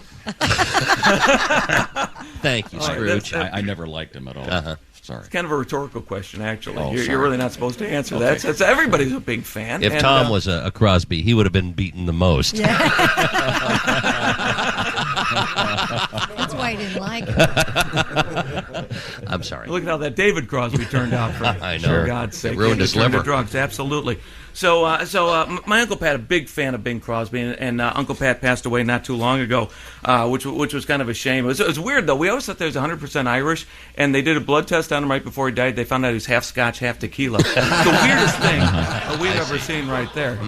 A good sense of humor, though. At the funeral, he was laying in his casket with a T-shirt that said, "My soul went to heaven, and all I got was this lousy T-shirt." Which I thought was kind of cool right there. But I digress. He really loved that White Christmas song, and he always said to me, Tim, if you could come up with the White Christmas of the 90s, so what a big hit that would be, and it would really make me feel good. And I've worked on one, and with the help of Sandy Williams, special guest guitarist, and Steve Alley, I thought we'd try the new 90s version of White Christmas. All right. Bing used to sing about a white Christmas. Every year, that's what I get. Christmas with my folks is quite an occasion. It's kind of fun to spend some time with jolly old Caucasians. It's another white Christmas. It's a honky holiday. Jason and Heidi, and all the little whiteys are waiting for Santa to arrive. It's Christmas Eve, by the fire we're relaxing. Relatives drop by, they're alright for Anglo-Saxons. We sing carols, but we have no sense of rhythm, especially Uncle Frank, who's always a beat off. It's another white Christmas. It's a honky holiday. When Santa points at my three sisters and says, ho, ho, ho, no offense is taken, because we're honkies, don't you know? Grandma says she's chillin', so we get her more cocoa. It's a honky holiday, honky holiday.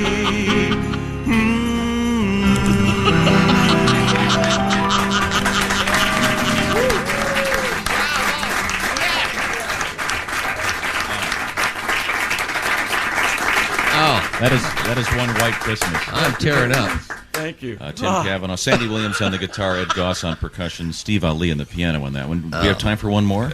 I believe we do. Absolutely. Yes, we do. Do we have time for the religious Christmas song? Okay. Not a lot of people know this. Before going into comedy, I taught religion at an all-girls Catholic high school. And I know you're thinking, man, we hope those kids got enough therapy afterwards. One Christmas, the nuns came up to me. They said, Mr. Cavanaugh, it would be so cool if you could come up with a new Christmas song, something religious but with modern music that the kids could get into. I've done just that. Again, this song retells the Christmas story with Mary and the little baby Jesus. Okay, do we need to do a little audio testing? Are we okay? Everybody's happy? Okay, good. All right. So, this is a serious Christmas song, then. It's a very serious Christmas song because it's got a lot of religious overtones to it. It's a kind of an updated version of the Christmas story. Okay. Here we go.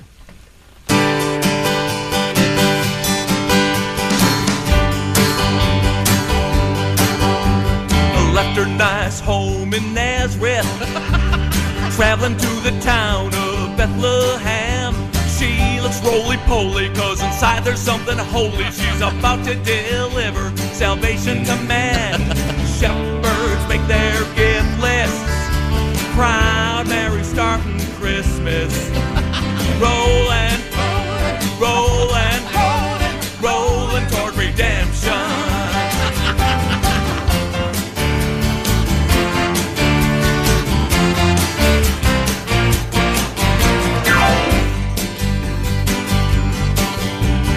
Mary ends up in a stable. There she has the child, and Joseph says, oh me, oh my, teeny little Messiah.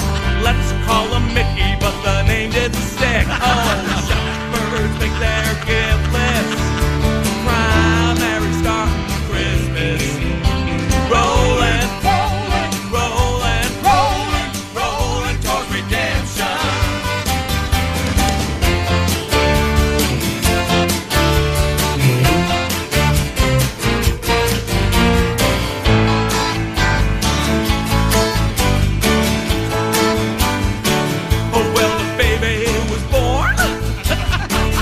Just round midnight, you know he looked divine, you know he looked alright,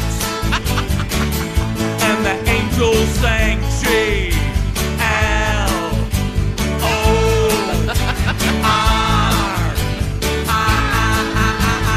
G-L-O-R-I-A, Gloria, G-L-O-R-I-A, Gloria, in excelsis Deo, Gloria, G-L-O-R-I-A, Gloria, Gloria, Gloria, Gloria, Gloria, Gloria,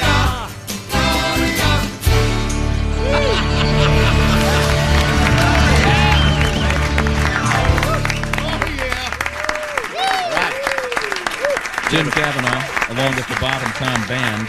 Merry Christmas, Tim. Merry Christmas, you guys. All right. Beautiful. Coming up on this Christmas morning, next hour, some Christmas tunes for you and comedian DJ Dangler. But coming up next, a robot restaurant and a sewer truck spill. Can't wait to hear that. This is the Bob and Tom Show.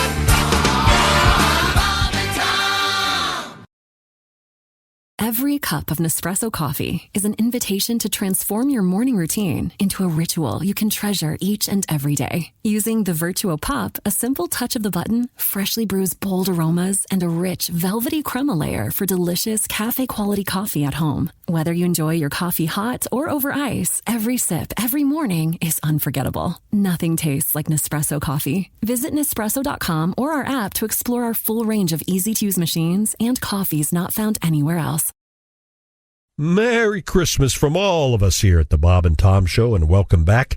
This is Christopher speaking. For all of us, we wish you a very, very Merry Christmas 2024. Coming up in this segment, a robot restaurant and a sewer truck spill. There's Pat Godwin. Hey, chick. He's in the performance room. You know I am. How many mistakes a morning you think you make?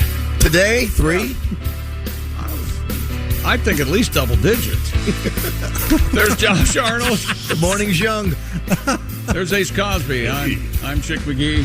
The man, the dick. What the hell's wrong with He's you? busting balls. Hey, we're having a good time. What we do. Come on.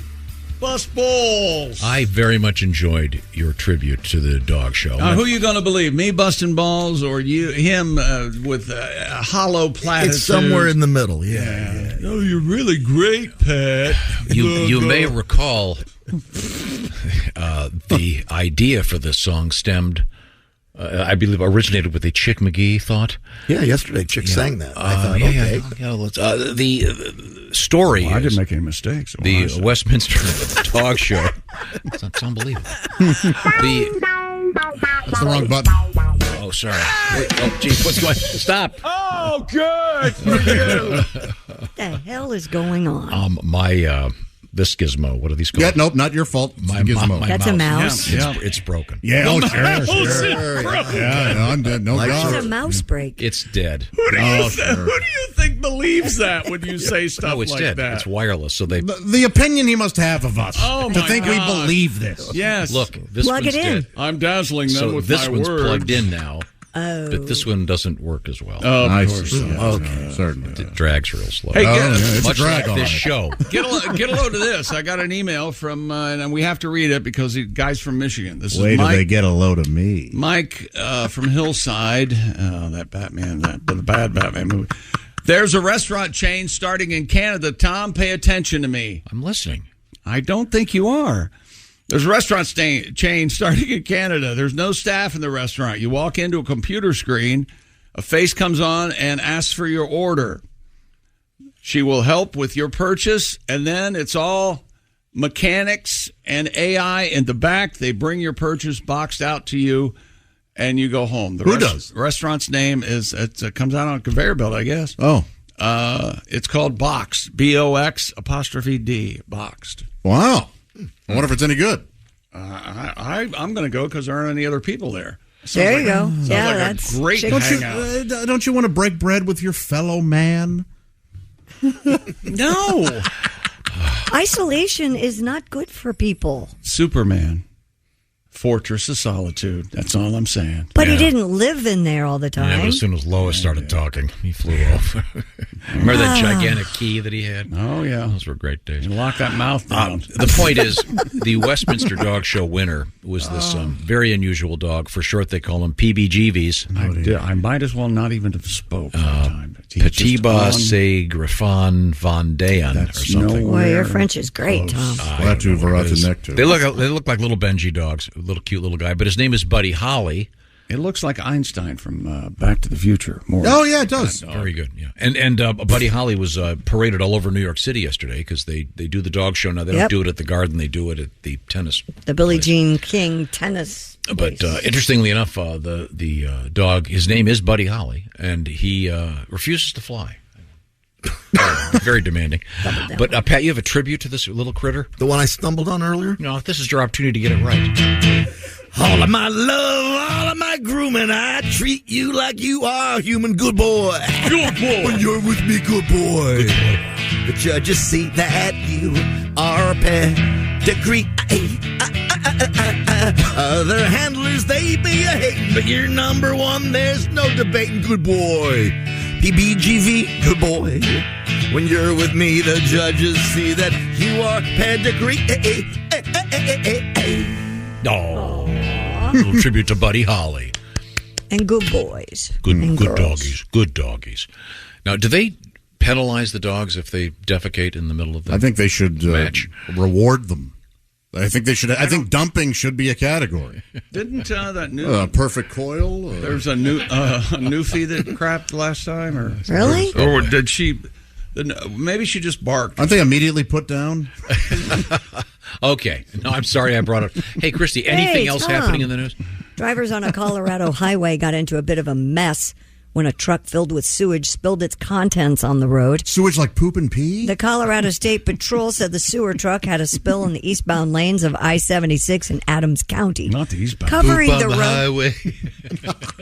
Covering the road and nearby Poop on the cars. highway to Ventura Highway. He brought that up this morning at 4 o'clock. He wanted to Of do course he it. did. Yes, he did. He wanted you to put pen to I paper. walked in, he went, poop on the highway. Congratulations to you for putting the brakes on. I We wouldn't be appreciate doing it. the story if these cars and roads weren't covered with excrement. You I know see. that. Sure. A witness, Mr. Nico Blankenship, told KUSA he was driving behind the truck when, quote, some kind of dung came spewing over the top. Some kind of dung. He said Tonight, he was washed. welcome to Some Kind of Dung. Enter the dog. Now, here we have a pile. What do you think that is? Some kind of dung. I like Pat. I like that. Enter the dung. He Little said he tribute to the association. washed his car several times, wiped down his car with baby wipes, but the smell still lingers. Sick. Blankenship said, quote, I'm just thankful my windows and sunroof were closed. Sure. This is like around here. There are all those trucks with the rocks on them. Rocks, yes. You got to stay back. But if you're in back of a thing carrying sewage, same deal. Talk about a dump truck. Wow. The interstate was closed for several hours while crews cleaned up the mess. Yikes. Somebody working to need a bigger squeegee as they cleaned up the highway. Yikes. Took hours to clean it up. Yikes. Wow. Look what they've done to the street. Oh, my goodness. Boy, I bet they'll have skid marks. Because those are things in your underwear too, chick. Yeah, those Remember are that funny. awful song? Oh, have fun with us. It's all crap. What they've done to Look what they've done to my song. song, boy. God, I hated that. Who did that? How about look what they dung to my song? How about that? That's what he said. Did they turn it into a commercial I think they did. as part of a protest?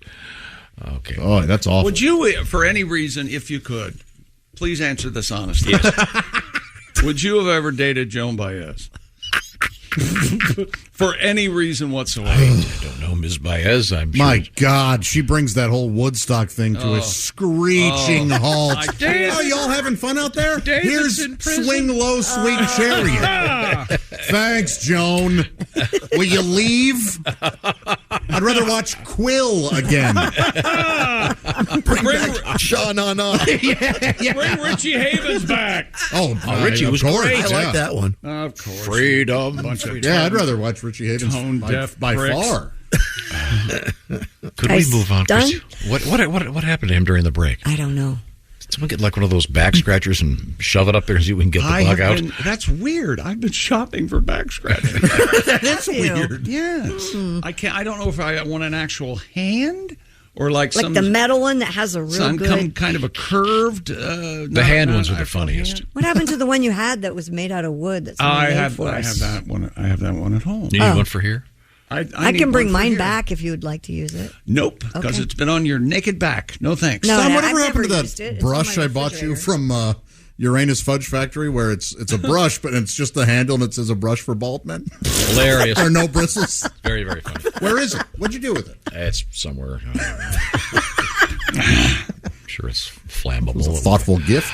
Very funny gift. Have you washed your hair in the new shower yet at the new house? I did this morning. How's that work? Got my baby shampoo Have you made love in the new house yet? Oh yeah, Yeah, with my baby shampoo. You got have you christened the You have house to christen every room. Every you know room. that.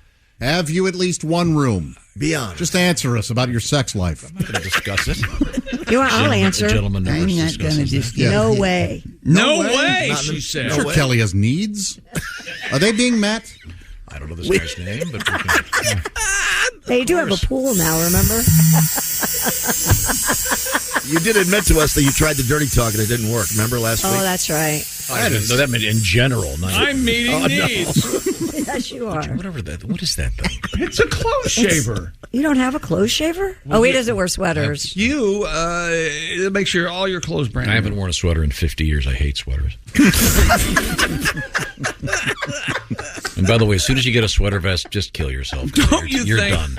There's no point in going on anymore. Don't you realize that the list of things you hate versus the list of things you like, there's no comparison. There are far more many things you hate. Yeah, it's because I'm alive. I look around. Come on. See? And you got on me because I don't want to go out anywhere or do anything. Because he's out there? He's out there. Yeah. You could run into him. Fair enough. You don't want to do that. So you're on the internet one day and you're Googling around and you see an ad for a sweater shaver. No. I heard about it. Heard tell about it. And I thought, gee, I need Boy, you one have of cool those. friends. They sit around talking about sweater shavers and stuff. I got one. Mine's not near as cool as that one. I think I need to upgrade. I have two. One for here and one Let me for tell you something. No one can spend $1 like Chick McGee.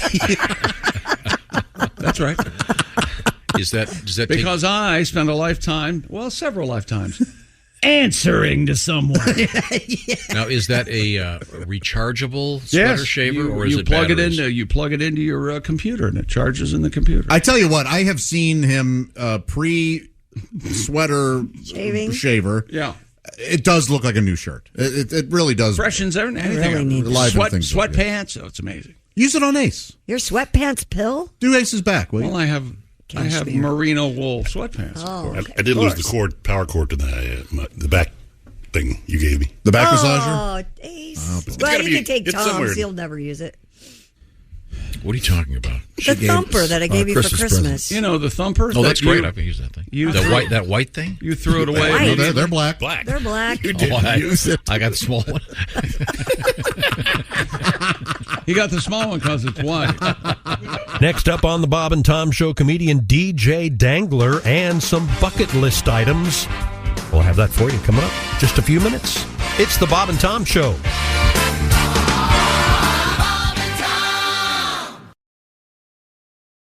This is a message from sponsor Intuit TurboTax. Taxes was getting frustrated by your forms. Now, Taxes is uploading your forms with a snap, and a TurboTax expert will do your taxes for you. One who's backed by the latest tech, which cross-checks millions of data points for absolute accuracy, all of which makes it easy for you to get the most money back, guaranteed. Get an expert now at TurboTax.com. Only available with TurboTax Live Full Service. See guaranteed details at TurboTax.com/guarantees.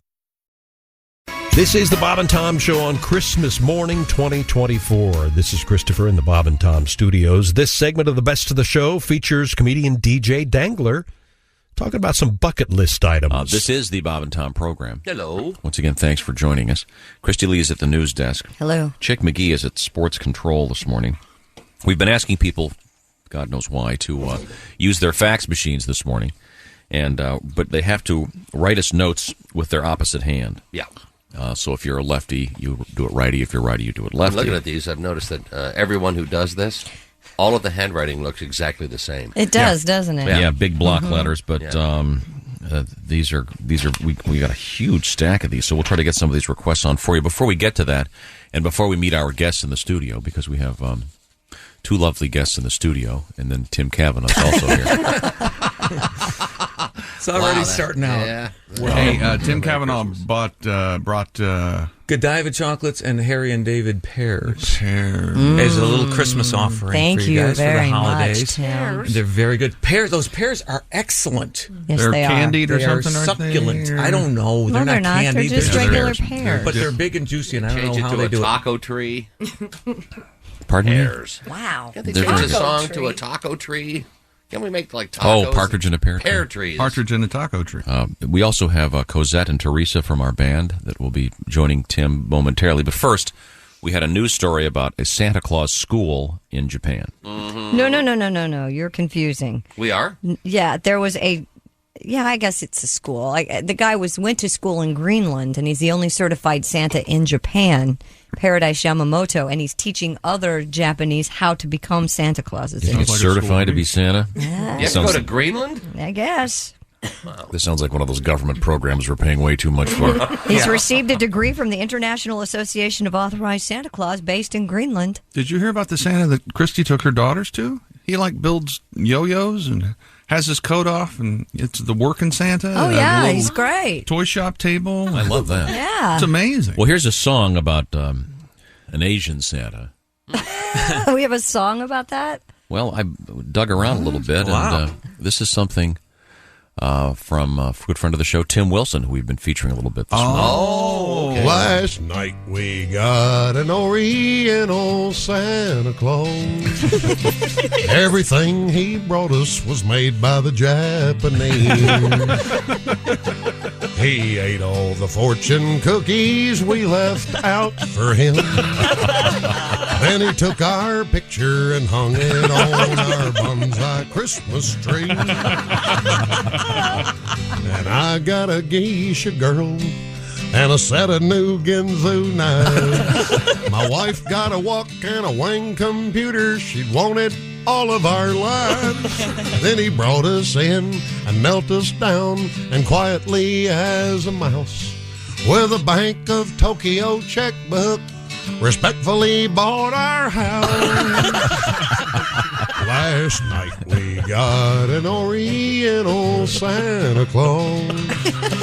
He brought our youngest a Yamaha Baby Grand. But all the boy could play for him was chopsticks. But I guess that's what the Christmas carols sound like in Japan. There you go.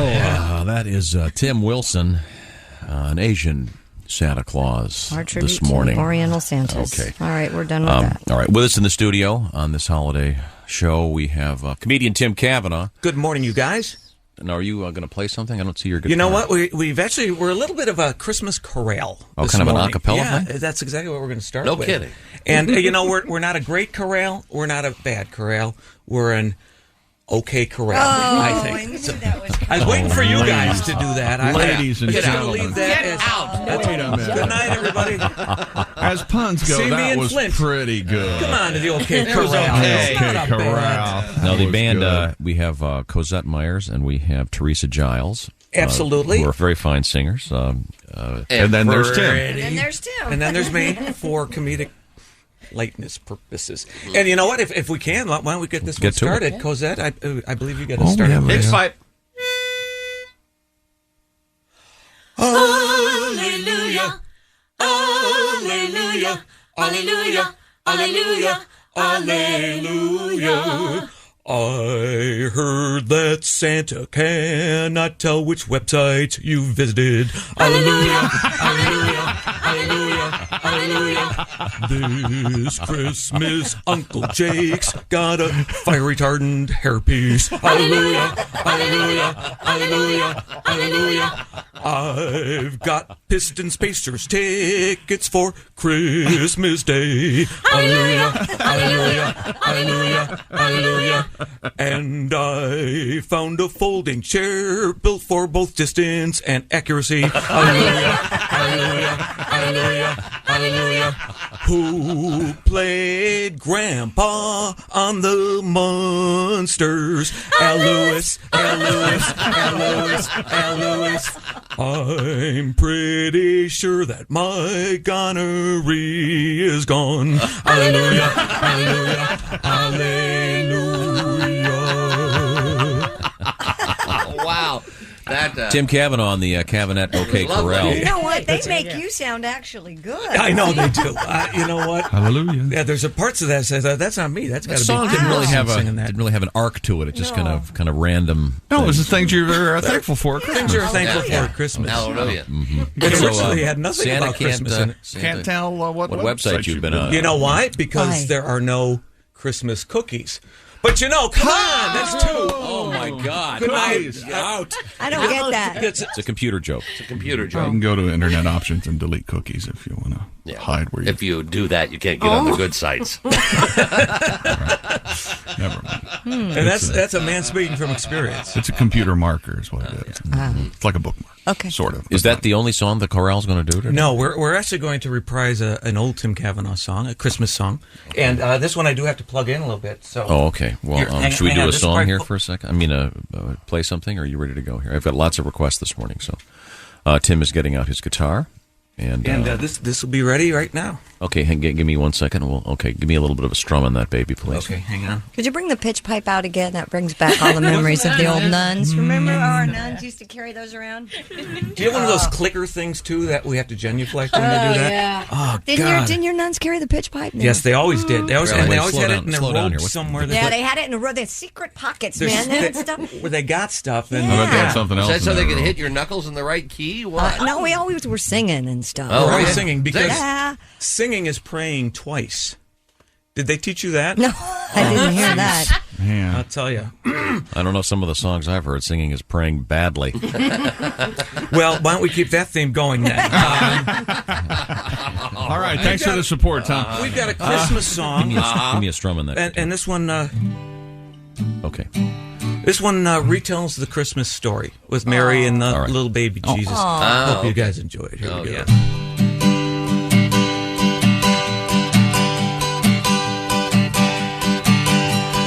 Left her nice home in Nazareth, traveling to the town of Bethlehem. She looks roly-poly, cause inside there's something holy. She's about to deliver salvation to men. Shepherds make their gift lists, Proud Mary starting Christmas. Rolling, rolling, rolling, rolling, rolling toward redemption. Rolling toward redemption.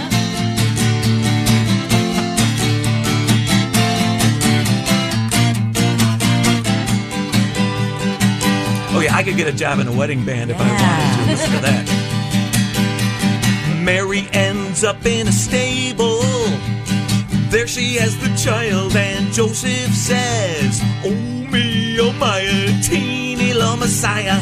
Let's call him Mickey," but the name didn't stick. Oh, shepherds make their gift lists. Proud Mary starting Christmas. Rolling, rolling, rolling, rolling, rolling toward redemption. Rolling toward redemption.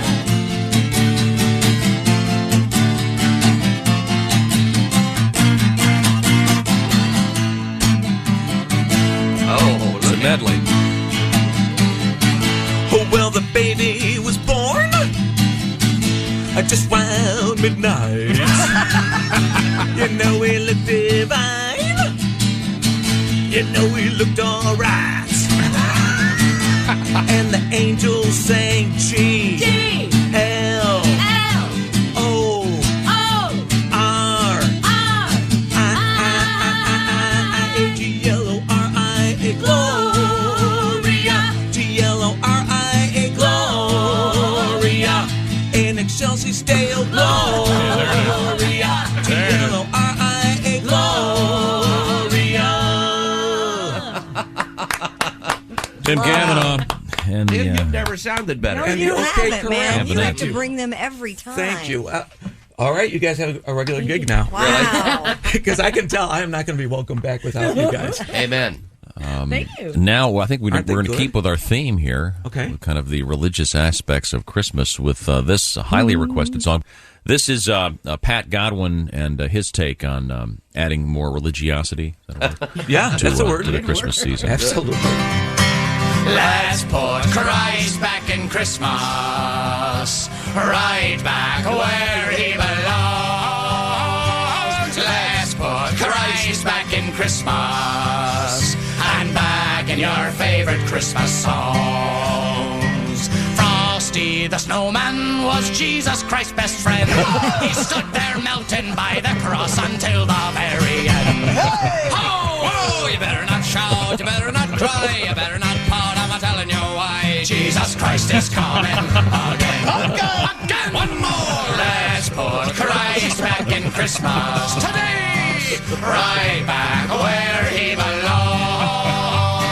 Let's put Christ back in Christmas and back in your favorite Christmas songs. Take it, Pat.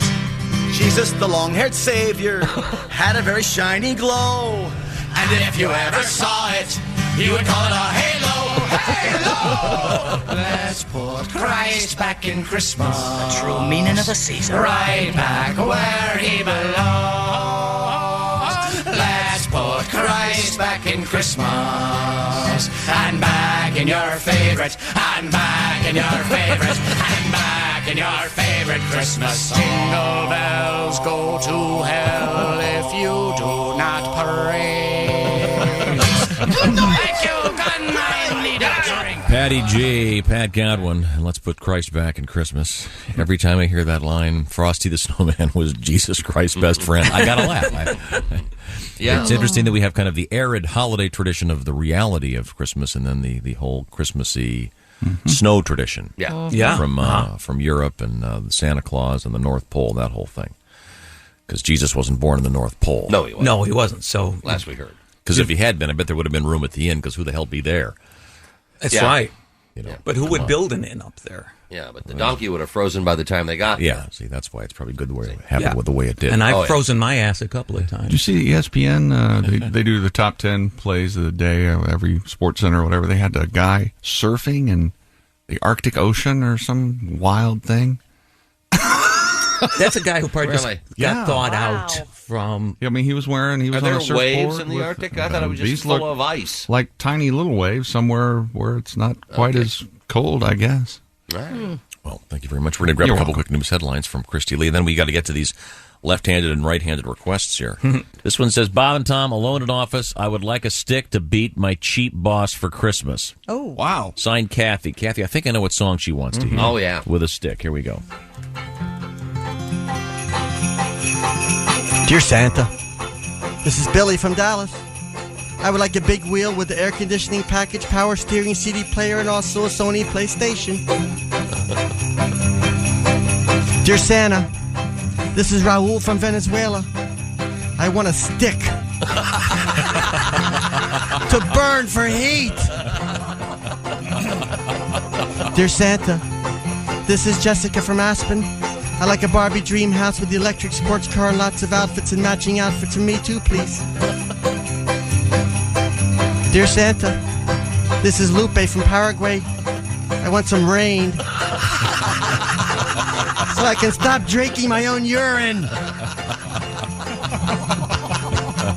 Dear Santa, this is Joe from North Chicago. I want a new bike and a G.I. Joe with kung fu grip and grenade launcher.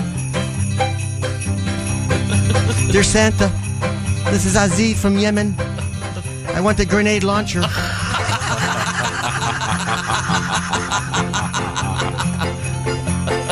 Dear Santa, this is Jimmy from Greenwich.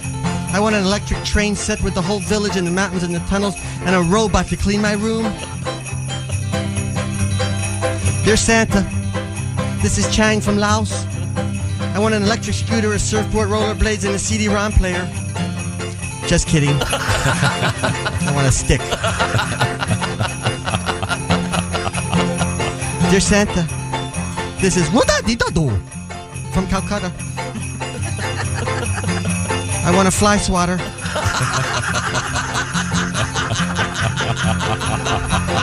One that doesn't hurt when you hit yourself in the face. And some off. Dear Santa, we are the children of the world. We want Sean Moore to be struck dead, please. See what you can do, even if it means I don't get that stick.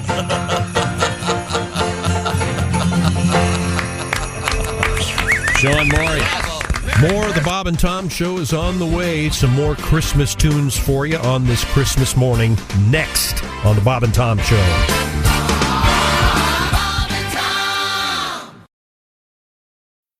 BTW, FYI.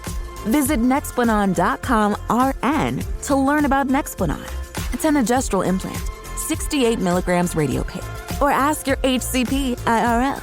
Okay, TTYL.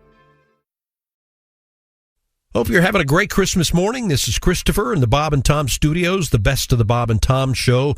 We got some Christmas tunes for you. Our guest is comedian DJ Dangler. Hi, everybody. Mr. Dangler. That's him. Happy birthday, Josh. Oh, thank you. No cake, though. You're having biscuits and gravy. Huh? Yeah, it's nice, isn't it? Yeah, very nice. Did you blow out the candles?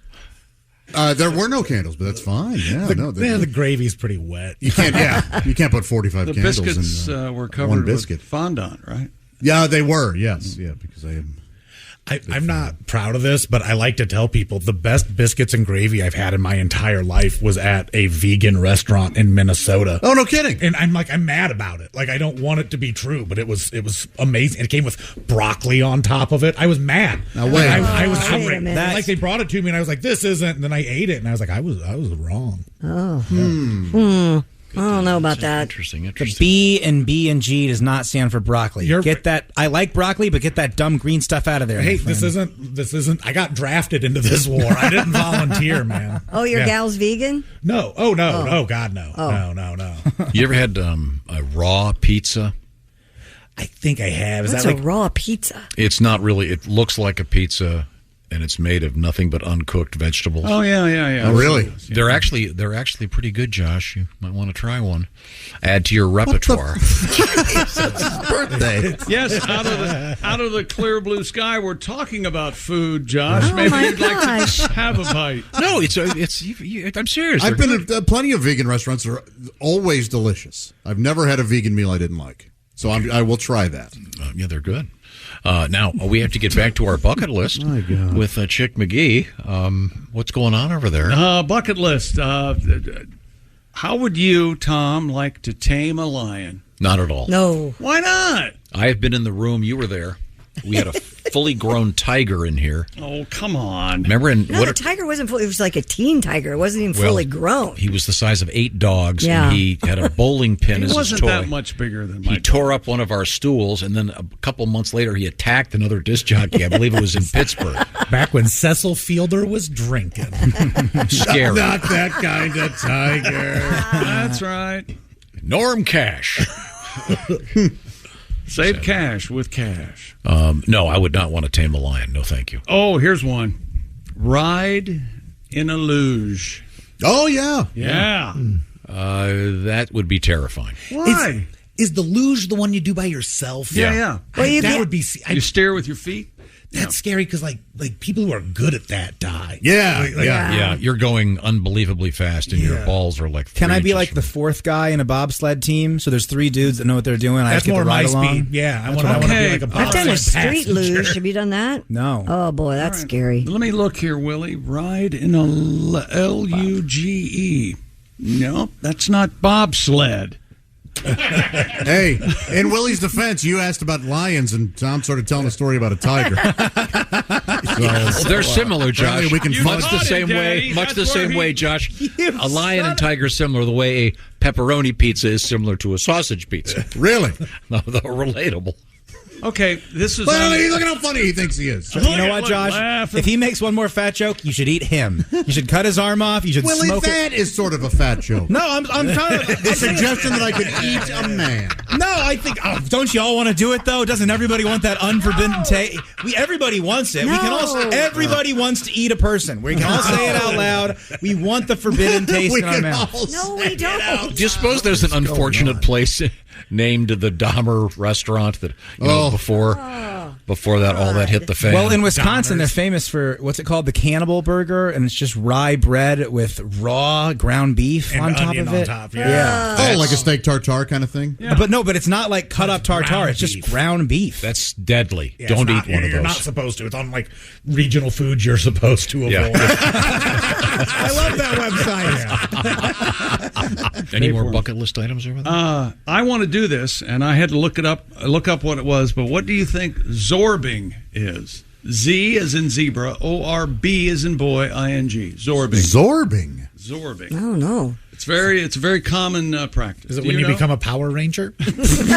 A good guess. No, great guess. Is it when you get to first base, but it's an alien that you're hooking up with? I zorbed her good last night. Yeah, Josh gets it. I zorbed her rotten. I zorbed her in front. I said, dialing in Tokyo. She didn't get it. She didn't get it. Zorbing is the recreation or sport of rolling downhill inside an orb, typically made of transparent plastic. Oh, yeah. That always looks yeah, great. those big hamster. You'll break your neck. Zorbing is generally performed on a gentle slope, but can also be done on a level surface, permitting more rider control. It can be done on a large cliff. Once. Well, yeah, you're absorbing, you're falling different. I say I want to Zorb, and he suggests, why don't you Zorb off a high cliff? He's ruined the last, 5 of these. Yeah. Did you expect less?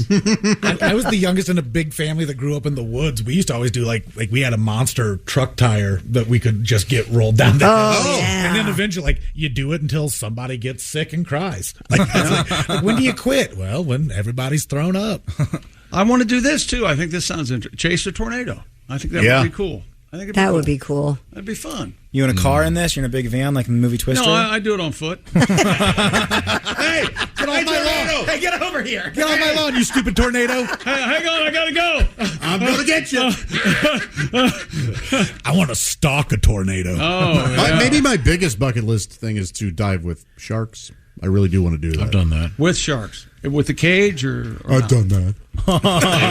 It was terrifying. But you didn't do it with like great whites. He was like South Yeah, I Africa. wanna go to South down there, Africa. yeah. You're forgetting Tom's one of his linchpins of conversation is outdo the other person. It's not a matter of You know outdoing that. it. It's true.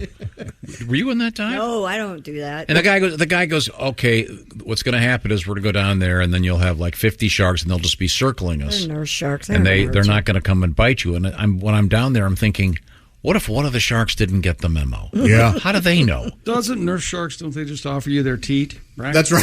That's right. Hence the name. You can suckle from them. Well, they bite you and put a bandage on it. Yeah. It's nice. So you would get in the water. Did you see that thing yesterday? Where was did anybody see that on the national news where the guy was fishing and this huge, he's in a kayak and this gigantic shark comes and bites the side of the kayak? Whoa. No, I haven't seen that.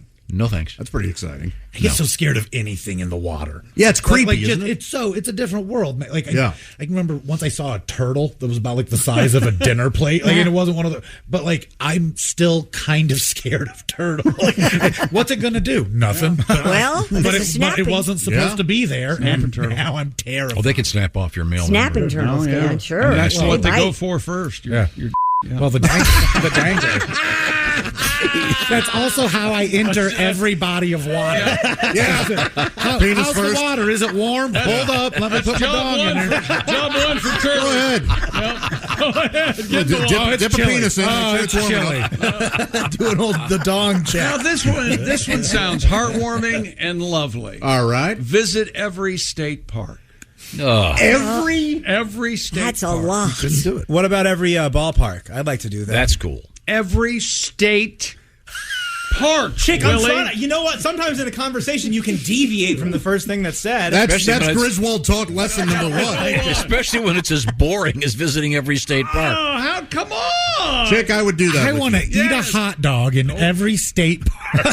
Maybe you should do every national state park because there are a lot of state parks. I'd love to go to the Nationals Willie's ballpark. got Well, wouldn't that just be a national park? Go national. Yeah. Da-da-da-da. Now, Josh, wouldn't It's you? a want- redwood. Wouldn't you want to do every baseball ballpark? I'm close. I'm about 6 shy. Yeah, I've done that. See? What have you missed? Which ones? only get to Hawaii. The new Cincinnati Stadium. I've not been to. Oh, Great American? I've not been. I was to- there a month ago. No big deal. Oh, right on, man. Yeah, they're at a first pitch. Go on. Well, there's no talking to you people. I'd like to. My big time bucket list, though, is to visit England and stay there and leave you guys behind. That's on my get you on bucket a list. flight. You can't have the same thing as I have. Oh yeah, man. I can come stay with you for like a month. No, that's on my bucket list. You going to England and staying there. Okay, perfect. Okay. Let's make that happen. All I'll right. give you a ride to the airport. All right, sir. It'll take you 4 days. You better leave now. Base is driving. One more hour to go on this Christmas morning. It's actor Drew Powell coming up and Duke Tomato. But next, Reno Collier. We'll have it for you in a minute. The Bob and Tom Show.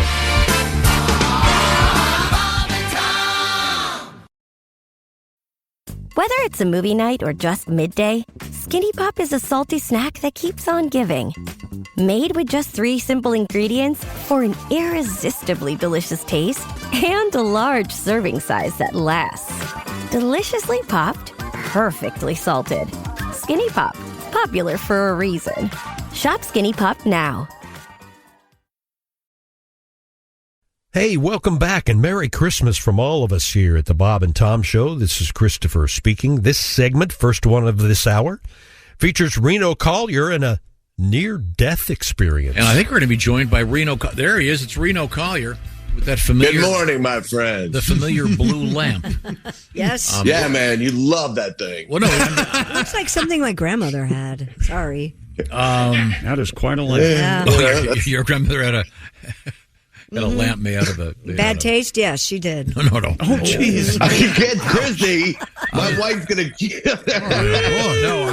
You forget yourself, madam. I'm sorry. If you turn it upside down, it looks kind of like one of those hot water bottles, you know. No, it doesn't. Sure it does. The point is, Reno, we're glad that you're actually home. We just spoke to Greg. Yeah, me too, bud. Greg Warren, and his house got flooded, so he's at his brother's house. What are they just wrestling each other, playing the flute? Yeah. Now, if your home were to get flooded, where would you go live? Dude, I don't even want to think about that. Where would I go live? Probably a boat. I don't know. Why would you ask such a question? I don't know. My brain just went into do I even have flood insurance? Yeah, this could be a good reminder. I'm just curious. I know where I'd go. Where would you go? We have various friends that I think would, but me, I'd want to go to a hotel. No? I don't like staying at other people's house. Oh, you had to stay at someone else's house I know, recently, yeah. That was rough. Would you go move in with Godwin and we could have cameras set up? Oh my God. Welcome.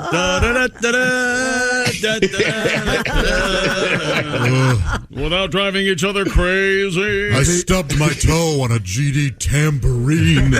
Now, who keeps a tambourine in the middle of the floor? Now, Reno, does your wife have family nearby? You could go live with them. You know what? They all moved. They moved recently. They got restationed in the military down in Florida, and I don't find that surprising. Honestly, man, that might be that'd be fun. That might be all right. Yeah. I've never even. I think I'd do the hotel too. Honestly, I think I'd probably go up a couple floors.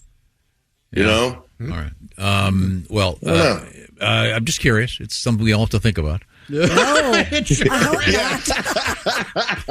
I certainly hope not. Why do we have to think about it again? If we have a just flood. happened to our friend? Yeah, Josh, where would you go? I would. I very well may ask Pat if I could Right stay across the street. Yeah. An empty room. Yeah, there you go. You have an extra room, Pat? Yeah. Uh-huh. I didn't know that. I had no idea. He has a How guest many room. bedrooms you have? Alan stayed there recently. He did? You did? Yeah, he stayed for a little bit. Yeah, Alan does a lot of recording for the show. yeah Alan Johnson, yeah. How long did he stay with you? 3 or 4 nights. Oh, What the hell was going on with his life? I don't think we need to know that. He's listening. That's all I want. The answer to that question is usually not something good. Things are really looking up. Not something pleasant. Yes, they're installing the gold beams at my house. Yeah. I had to move out for a couple days. Comedically, I should go stay with you, Tom. Oh, yeah. sure. I'm sure 3 days in, my nails would be painted. Your daughters would just go. Oh, they'd love it. Oh, they would love you. Dress me up. Yes. They love having company. I have a nice guest room. I've been showering in it for the last 3 weeks. What's wrong with your bathroom? You have a brand new house. Yeah, well, let's see. Here's what I'm looking at, Tom. I'm looking at a recently celebrated birthday with your significant other. She's out of town. Now I'm looking at Not in the shower in the guest room. Not your actual. It's all adding up. The main shower is all adding up. they're putting some stuff on. Sure they are. And I think Alan has something to do with it. It's fun taking a shower in a different shower. Is it? Fun. Yeah, Yeah, you especially seem like the kind of guy who could just take it, roll right off your back. Well, here's the thing. That shower has one of those squirters that hangs on the wall. Uh-huh. And that's what I like. Shower Handheld. massage. It's a handheld shower. Handheld, but it's also got one on the ceiling. Yes. and it's not real big, and so Don't you take that, Josh, and jam it? I was in there yesterday taking a nice warm shower, and then instead of turning, because I'm not used to the controls, instead of turning the shower off, I flipped it over to the one up above, which was full of ice cold water. Oh, yeah, that'll wake you. That's good for you, though. That's good for your skin. Oh no, yeah, I almost killed myself. I because all these showers these days are so complicated. Oh, yeah, when you get to be Remember that hotel? fancy and rich. That hotel in Cincinnati. That hotel in Cincinnati was so kind. I had to call someone from the front desk. Remember this? Of course, yes. You did. Tell me how to turn the GD thing on. It's because you're not really that smart. To the left, sir. To Everybody the else figured it out. So, Reno, do you have a favorite shower? Do you have? I guess the one in my bedroom. We have there's 3 different that comes from different directions. There's 2 that come from the top. Oh boy, on either side, and then it has that squirter thing. That's I love in that. those commercials for the step-in bathtub or whatever. I love the squirter thing. It's not a step-in bathtub, but it has the same, whatever you call squirter doesn't sound right. It's but called a handheld. Handheld shower. Thank you, Christy. Mm-hmm. Thank you. You're welcome, dear. Just remember when you're using those, if you shift to the other one, you got to let that water warm up before it cascades in your head and back. That's right. Yeah. Okay. That's right. Okay. Now, what's on your mind, Reno? What's going on today? Well, I've got a country fried take. I've gone down a little bit of a. Go ahead and take a drink. Read it to you. I just started reading it to you. I got to wet my whistle there, John. Sure. Yeah. Can't just start spouting this stuff out on a dry tongue. So I've recently gotten sucked down the rabbit hole of podcasts and documentaries on near-death experiences. Have you guys watched any of these things? Wow. Yeah, they're nuts, man. So now, from the moment we're born, there are 2 things that are definite. Epstein didn't kill himself. I'm sorry, I cannot let that go. And death. Now, in our society, death is treated as a scary thing that we try to avoid thinking about for ourselves, and we're crushed when it happens to someone else. So I dug into and researched what people say happened to them when they died and came back. Now, according to studies, 1 in 25 people have had a near-death experience. That blew me away. I had no idea it was that much. And I was shocked at what they found. So the overwhelming evidence is that we have a spirit, consciousness, soul, whatever you want to call it, in all of us. And this is not necessarily a religious thing because the studies cover people from all over the world. So I guess all that stuff I heard as a kid, like, only people at First Baptist Church on South Main go to heaven. So unless you want to burn in the fiery pits of hell, bring a covered dish and come drink a big bowl of ginger ale with sherbet floating in it. Our sermon will be on the demon seed Kevin Bacon and how his movie Footloose caused teenage pregnancy. Oh, wow. It's made me reevaluate all those things. So there's a center at the University of Virginia that has cataloged tens of thousands of these near-death experiences. Their consensus is that at death, the spirit leaves the body, literally. People used to think they were hallucinations that moment, but they now have had too many examples of people's brain having zero function and being literally dead at the time. So many in the study were able to tell the doctors exactly what instruments they used on them during their operations and even conversations that were going on while they were literally digging around in their head. One lady heard her brother-in-law say while standing in the lobby, "If the old bag kicks it today, I'm never going to make my tea time." Oh, my God. Wow. Yeah, and when she confronted him and told him, he freaked because there's no way she'd know that. She was laid out on a gurney. Wow. Another lady said she left her body and went straight up through 5 floors of the hospital. And when she came back to life, she told the doctors and nurses that there's one red high-heel shoe on the roof of the hospital. After a couple hours, the nurses couldn't take it anymore, and they ran upstairs to check, and it was exactly where she said it would be. Weird. And my wife and I watched this story together, and I looked at the shocked look on my wife's face, and she's like, "Oh, my God, that poor woman." And I was like, "I know, that's nuts to go through that, right?" And she goes, "Do you know what it's like to lose one high-heel shoe? If they're more than a few years old, she's going to have to go to an outlet store."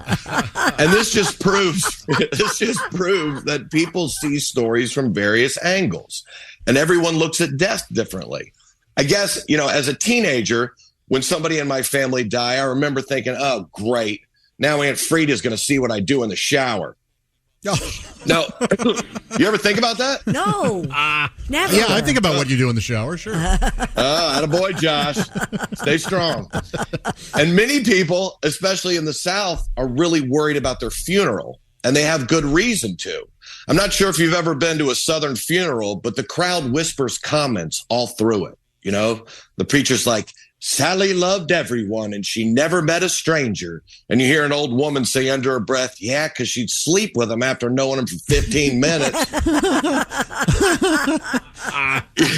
Bobby was an honest man, and he lived by the 10 Commandments. And you hear some guy mutter, some bitch stole my lawnmower and smacked my wife on the ass. Pretty sure those are in the shout nots. And we've all heard the phrase, my life flashed before my eyes. Well, in the Raymond Moody study, as well as the University of Virginia's, this actually happens during many near-death experiences. Your whole life. Yikes. I, for one, hope we get a remote control to fast forward through a bunch of that stuff. Yeah, me too. As you know, I used to drink my weight in Jack Daniels, so I'll be seeing a lot of this stuff for the first time.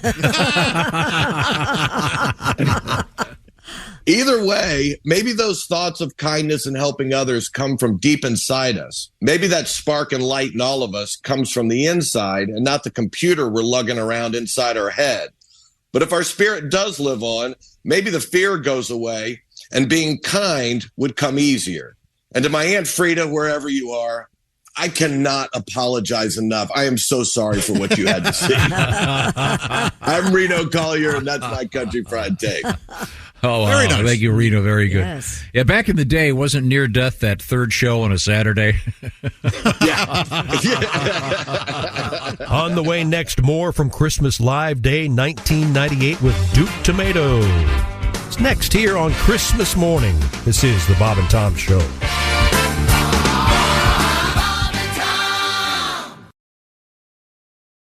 This episode is brought to you by LifeLock. It's tax season, and we're all a bit tired of numbers. But here's one you need to hear. $16.5 billion. That's how much the IRS flagged for possible identity fraud last year. Now here's a good number. 100 million. That's how many data points LifeLock monitors every second. If your identity is stolen, they'll fix it. Guaranteed. Save up to 40% your first year at LifeLock.com/podcast. Terms apply. We're back on this Christmas morning. This is Christopher in the Bob and Tom studios, and this is the Best of the Bob and Tom Show. Another segment here from Christmas Live Day 1998 with Duke Tomato. Tonight on Larry King's Still Alive and on the internets, it's been just over 50 years since Rudolph the Red-Nosed Reindeer first aired on American television. From that classic presentation, we learned the importance of chasing dreams from a scrappy little elf named Hermie. Little Hermie longed to be a dentist. To find out how that turned out, Hermie the ex-elf and current dentist joined me in the studio. So Hermie, congratulations on pursuing your dream. What an amazing journey. How has it been for you? Worst decision ever. What the hell was I thinking? I gave up a carefree life of toy making for an endless parade of spit sinks, gum scrapings, and root canals. I have spent my entire adult life peering into someone's nasty gullet while they blow their rancid breath in my face. Oh, yeah. Larry, I dread every single sunrise that shines its golden light on the soft turd of a new day. But you really wanted to be a dentist. I was a kid. What the hell did I know? I could have said I wanted to be a pirate or an astronaut. Nobody takes that stuff seriously. Why the hell didn't someone stop me? God, I wish I'd said I wanted to be a pirate. But you've had a good business all these years, right? Yeah, of course. I'm a dentist in North Pole Village. Everyone here eats nothing but candy canes and gumdrops and cookies. The teeth are rotten out of their heads. I work constantly. Plus, I've been divorced 3 times, and I caught gonorrhea from my oral hygienist. You too? Is that like a job requirement for those chicks? They only hire hygienists with big jugs in the clap? Yikes. Anyway, Hermie, let me ask, how are your old pals Rudolph and Yukon Cornelius? Oh, you mean Yukon Cornelia? Yeah, about 3 years before Bruce went Caitlin, Cornelius became Cornelia. Oh, boy. Yeah? Her sack is emptier than Santa's on December 26th. Oh, God love her.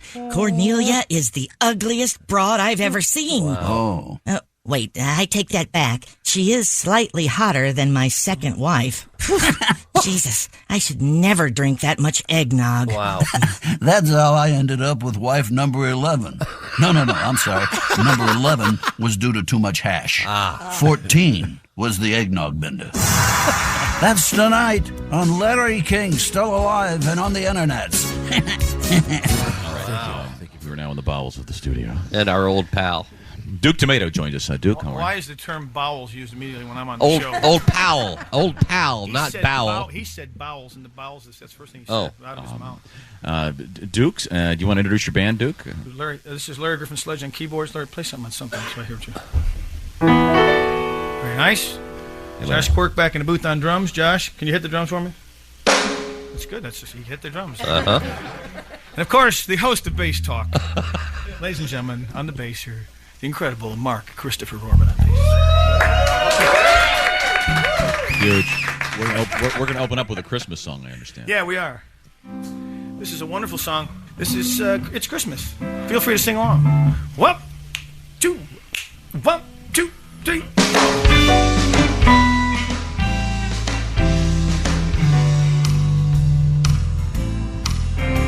It's a beautiful time of the year. I'm so glad you're here. The wind is blowing, it might start snowing. It's just the two of us here. It's Christmas. Let's have sex. It's snowing. Let's have sex.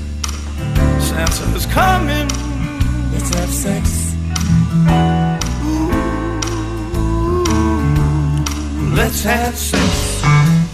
And I hope you brought your spurs, the ones with the sharp little birds. Knock the Christmas tree out of the way. You can hear the jingle bells say, it's Christmas. Let's have sex. And it's snowing. Let's have sex. Santa's coming. Let's have sex. Ooh, let's have sex. The room is filled with candles. All's a deadly honey. I'm just wearing sandals. So let's get down and we'll be jolly. Christmas. Let's have sex. It's snowing. Let's have sex. Santa's coming. Let's have sex. Ooh. Let's have sex. Oh, man. 4 playing G.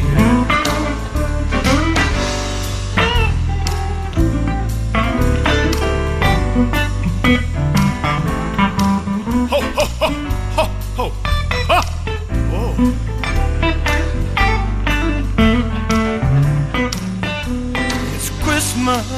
Let's have sex. It's snowing. Let's have sex. Santa's coming. Let's have sex. Ooh. Let's have sex.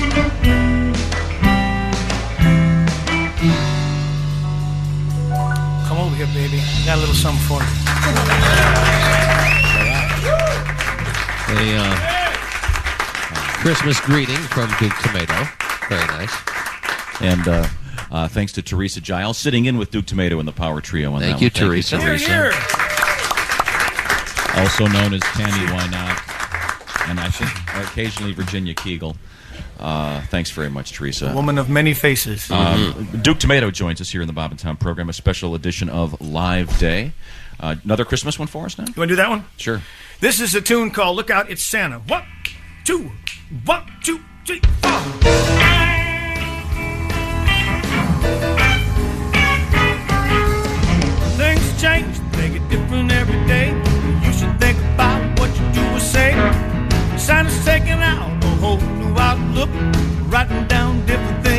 his book.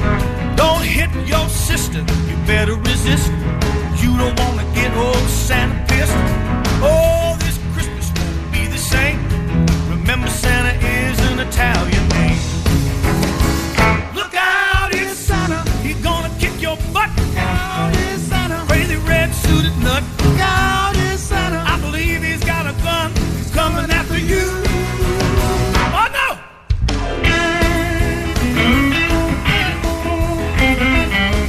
Now, if you're lying and cheat, stealing too, Christmas morning you might end up black and blue. Cement slippers instead of new socks, or sit in your bed. Oh, what a shock! Remember the happy songs the elves once sang? Santa's still there leaving, but now they're a street gang. You better do right for the good, don't swerve. Santa might give you just what you deserve. Look out, it's Santa. He's gonna kick your butt. Look out, it's Santa. Find the red suited nut. Look out, it's Santa. I believe he's got a gun. He's coming after you. Oh my, no.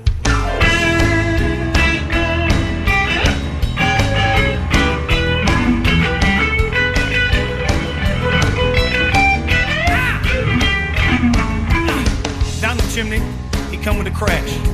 The living room soon reeked of sour mash. He was tattooed in bunk and wore dirty red felt.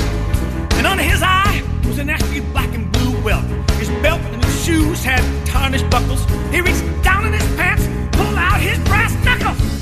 Look out, it's Santa. He's gonna kick your butt. Look out, it's Santa. By the red suited nut. Look out, it's Santa. I believe he's got a gun. He's coming after you. Look out, it's Santa. He's gonna kick your butt. Look out, it's Santa. By the red suited nut. Look out, it's Santa. I believe he's got a gun. He's coming after you.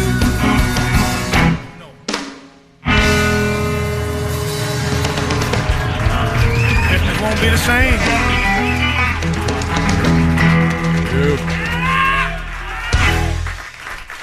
Duke Tomato. More Christmas cheer from Duke. That's not a real happy song, is it? I didn't know Santa was an Italian name. Sure. Yeah, what do you want to make out of it? Remember the Nino, the Pinta, and the Santa Maria. Okay. Right. Well, color me wrong. Okay. Duke, we got time for one more. You want to do one of the classics? Yeah, sure. I guess we need singers on this, though. Okay. We got plenty of those. Ready? Yeah, we do.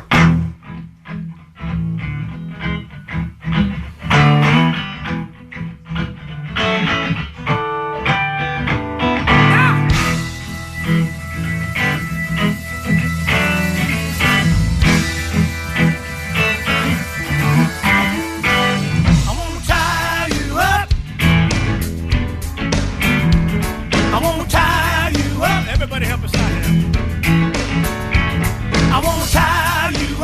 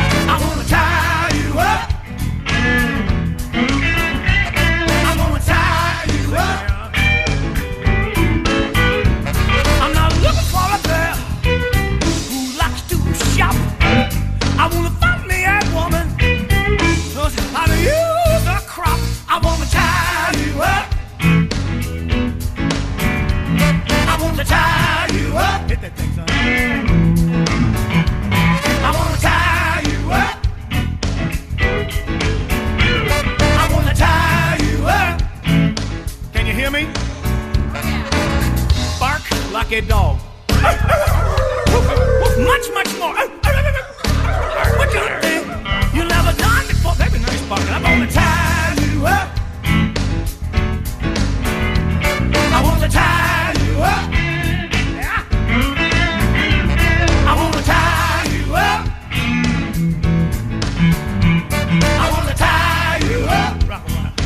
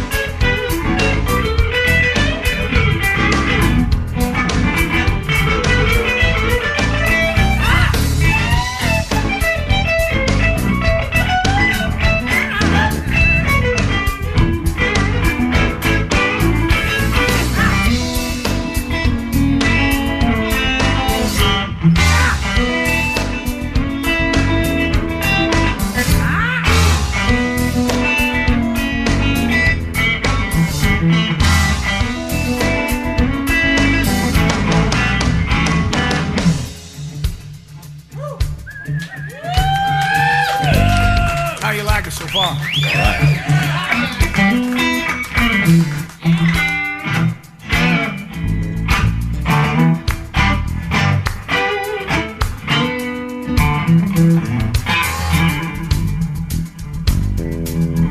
I feel pretty good. How about yourself? One, two, three, go!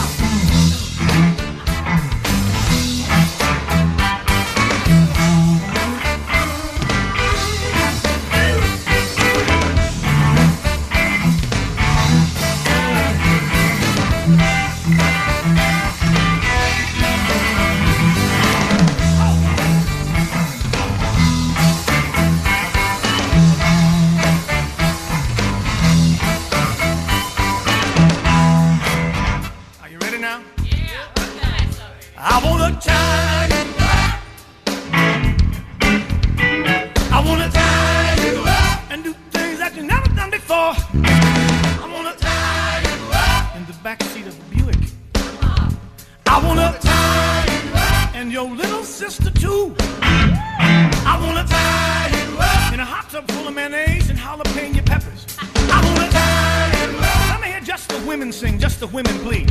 I wanna tie you up. Now just the sexy women, that's all. I wanna tie you up. Let me hear the men, all the men, all the men. I wanna tie you up. Just the men who wanna get lucky tonight. I wanna tie you up. Just the men who are great lovers. I wanna tie you up. Just the men who are larger than average. I wanna tie you up. Yeah, right. Everybody sing. I wanna tie you up. One time as loud as you can. I wanna tie you up. The last time now loud as you can. I wanna tie you up. Let's just roll like a big wheel, cut like a big knife.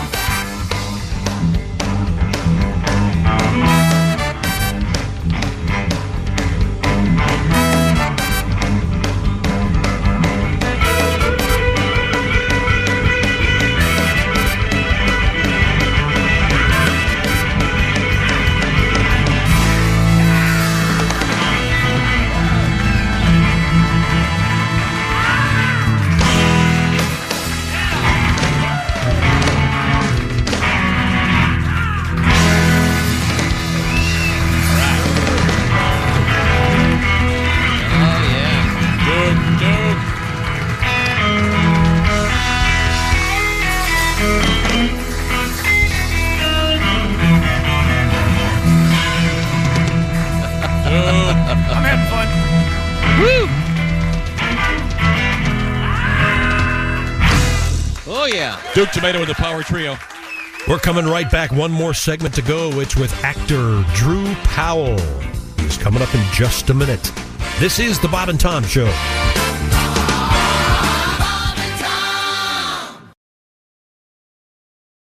So good, so good, so good. New markdowns up to 70% off are at Nordstrom Rack stores now. Fresh kicks, spring tops, new dresses. There's always a score. I mean, the denim section is unreal. Why do I rack? All the dresses. I always find something amazing. Head to your Nordstrom Rack store to find can't-miss deals on all the spring things. Great brands, great prices. That's why you rack. We certainly hope you all have a great Christmas day. This is Christopher in the Bob and Tom Studios, and we're doing the best of the Bob and Tom Show. Our good friend, actor Drew Powell, stopped by. We're talking some deodorant. Might be important on this Christmas day. There's a smell in the room. What It is is not. It is not our guest, Drew Powell, which might have been your first guess. And it is a pleasant smell. It is, but it's pervasive. Yeah. And so much of it. Both in my throat. Yes, It is. Both. We have a thing for guests. I don't know if you've ever read it, Drew, but we don't know. We ask our guests not to wear perfume or cologne. Oh. Both Josh and I find them offensive. The problem is when somebody does, we don't kick them out. We need to start kicking them out. Okay. So That's it. bye, Willie. Bye, Willie. Yes. I didn't put on perfume. My hair I didn't wash my hair this morning. I usually have a dry shampoo spray, and I'll hit it, and it makes it look less greasy. I hit it, and then I checked my phone camera, the mirror, to see, and it looks a little more greasy. So I hit it again, and then I go, what's wrong with this? And I walked to the hallway to go put it on in the bathroom properly, and I realized I wasn't using dry shampoo. I was using deodorant. It looks exactly the same. Oh. So it made it greasier and greasier and smellier. And I got the Patino pullback going on now. Does this sound exactly like something I would do if I had? Yes. Yeah. Yes. This is right up my alley. Genetics, baby. This is Sorry, Griswoldian, Willie. yeah. It's fine. And I'm glad you don't have hair. The ozone would be gone if you had hair. You'd probably spray it with that computer thing, the keyboard remover thing. I'm so sorry. It is odiferous, to say the least. Yeah, and again, not unpleasant, But, just there's too so much. much of it. Yeah. It's a fresh and clean scent. It's not a perfume. It's a casual You scent. use a spray deodorant like a pretty lady? I have one at the office. I usually use I use an antiperspirant, not a deodorant. I'm allergic to the aluminum whatever. Oh, I stuff, gotcha. And when I put that on, I just spit the sweat out. It gets really gross. Let's just go around the horn. Ace Cosby, deodorant or antiperspirant or nothing? Antiperspirant. I see. What one do you use? Right now, Degree. Degree. Okay. Is that because it was on sale and you had a coupon? Yes. Oh, Yeah, there you go. Chick McGee? Antiperspirant, the gel, the wipe-on. I like that. I enjoy that very much. Gillette? No, the dry gel. No, it's Mitchum. Oh, classic. Oh, That's a classic. That is, yeah. What do you that used to be my go-to. Now my wife's got me using this natural charcoal. like That just doesn't work. from the bag? It does work, actually. That's the weird part. You just reach into the... Yeah. I go to the barbecue. It's better if it's been used, particularly with barbecue sauce on it. It's amazing. Charcoal. My dog loves it. Does it keep What you does it from smell like? sweating? No, it smells very natural. Like the one we have is there's a lavender one, which is a little too femme for me. But lavender does smell good. Yeah, it does. It does. And we should have on my lady. For those that haven't seen you, you were once cast as Haas Cartwright. Yep. You have a very you could play an aging NFL lineman, for example. I could do it at the aging part. Aging, Yeah, you thanks. hear that? Well, I mean, if you were in the NFL right now, you're True. I will your say, knees yeah, would be shot. the football shows that I've done, just the football shows have hurt my body in lasting ways. I can't imagine doing it in the NFL. But you're kind of hyper masculine. You could Thank get you. away with wearing. Thank you. But that was Something. we were talking about like elementary school and high school. Like that was the one thing that was funny is that I looked to the part, even in college, I looked like a football player and I was lured to a fraternity that was full of football players because they're like, the highest GPA in the incoming freshman gets $5,000 scholarship. Wink, wink. and I bought it. I was like, okay, wow, you're going to pay me $5,000 to come to this fraternity? Sold. Because I looked the part. But I didn't play football. I just Did you win the money? I got there on the first day and I looked around at this group of nice but completely full of idiots. And I'm like, no way. So I said, I'm sorry, I got to go. And guess what? That same year, they got kicked off of campus. So you made a bad move, missed a pretty good party. yeah, that's true. Did the football coach ever try to recruit you and you were like, sorry, I'm busy, and Joseph in the Technicolor dream coat? I'm Joseph. I know, you might want to come see it. It's on Friday night, matinees on Saturday, Sunday. And this is a true story. In 5th grade at Central Elementary, to go back to that, they recruited me heavily because I was always a big kid, and they were like, yeah, you come play, Pop Warner or whatever it was. And my mom, this is God's honest truth, in the early 90s was like, I'm worried about concussions. And everybody thought she was crazy, including me. I'm like, Mom, you're ruining my life. And guess what? She was right about those concussions. Because then I was cast in the movie. I'm sorry, I missed part of the story. What was she hitting you with? A baseball bat. Okay. She was a fan of baseball. That was a joke. It's the only way I can get through to it. I apologize, Mrs. Powell. I was kidding. And very, very, very, very mean. But I love football, and so I much prefer playing it on TV than I don't like pain. And all of my friends that played football are all still in pain. Yeah. Christy Lee deodorant? Yes, I use the Lady Mitchum, actually. Mrs. Mitchum. She's a handsome woman. Josh? Why is that? But it is funny. It really makes me... Mitchum and Mrs. Mitchum. What the hell? Yeah, I use deodorant. What kind? I guess it's not the gel that comes out of like the pores of the deodorant stick. You know what I'm talking about? Yeah, I love that one. Oh, I don't care for those. It's just a gel stick. Axe. Axe. Yeah. By Menon. I don't like the gel. I have to have the dry. I don't understand people's objection. I guess, it's what you like. But other than that, I enjoy the gel very much. Yeah, no, I have no problem with people who use it. I don't think we get a chance to really sample it in life. Gel? No, you don't get a place where you can go, hey, look, I'd like to try 40 of these deodorants. But you can at the perfume counter, so why can't you do you're that? right. Why isn't there a place where, bring your armpits by and... You can add like another 4 hours to your busy day. I was trying on deodorants over and then you'd have like a palate cleanser, like a lady with a washcloth where it cleans up your armpits. Yes. And then you have your, you have your soulmate. I'd have Kelly come with me. Okay, take a whiff of this one. And they charge you $30 for an hour session to find out what deodorant's perfect for you. This is like It's finding... ridiculous. No, it's not. When you get to try every kinds of cola or wine. I'm into it. And you have the ladies standing there in front of the counters with the stick. Excuse me, sir, would you like a little on your wrist? How do you know what you like? You smell a bit like an autumn. Why don't we try Mrs. Mitchell? She's called Mitchum. Is there a place for really rich guys where they get their own deodorant made? Oh, geez, they can. Their own scent? Their own scent. and Perfume for sure. Yeah, but I don't know about. They do that for. You can. They can. There's when I was in New York, there's a whole Because there are rich guys that they don't know what to do with their money. So I think, hey, by the way, if you heard you can get your own deodorant, and you'll smell just like you and no one else. Yeah. Well, I have to say, I have a cologne that I found in New York, and it was really hard to get, and it was really hard to get it when I lost it. But it's like a signature scent, and people are always like, "Oh yeah."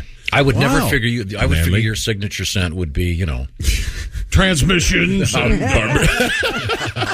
was going to say pizza. Yep, that too. Something insulting. Accurate. Accurate. I'm so sorry, Mrs. Powell. I'm a big fan of your son. Hello, Bob and Tom Show. Hey, Bob and Tom, it's Donnie Baker. Hi, Hey, Donnie.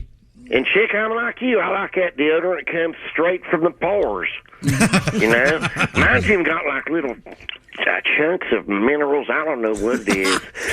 I think it's Montreal steak seasoning. Oh, very good. You guys gonna watch All-Star game tonight? Sure. I am, because I don't know if I ever mentioned this, but I was an All-Star in Little League. Wow. Well, this was back when you had to earn your All-Star jersey. You had to earn it, like E.F. Hutton's. Today, the league that Whippy plays in, if you show up with most of your uniform and don't wet your pants, you basically make All-Stars. I had a chance to turn pro after high school, but I got busted for using performance-enhancing drug. Oh, Jote Cola. Remember? It was over 100 proof of pure caffeine, and that'll make deodorant out of it. Yeah. But the fact remains, it worked. My coach found out when I stowed first, second, and third base 12 times in one game. How do you steal first base? That's the same thing my coach was asking, Tom. But it's easy. All you do is take umpire's water between innings, and on your way back, you just stay there. I swear to God. Squatters' rights. So anyways, Whoopi has dreams of being a major league player one day, but I don't think it's going to happen because just like me, he was born amphibious. But for him, that means he can't hit from either side of the plate. This is the Bob and Tom Show. Michael Rosenbaum and his Smallville co-stars take you behind the scenes of one of the greatest shows of all time. We're going to watch every episode. Join us. It's Big Talk. You remember when I had to shave my head? Oh, I think I was angry with this one. On Smallville. Yeah, I mean, I get it. The scene you did, and this is the one that got me fired. Okay. What? Here we go. I love the excursions with me and Welling. It's everything that Superman stands for. It's Talkville. Talkville, we always talk about it. It's a great thing. The Smallville Rewatch Podcast. Follow and listen on your favorite platform.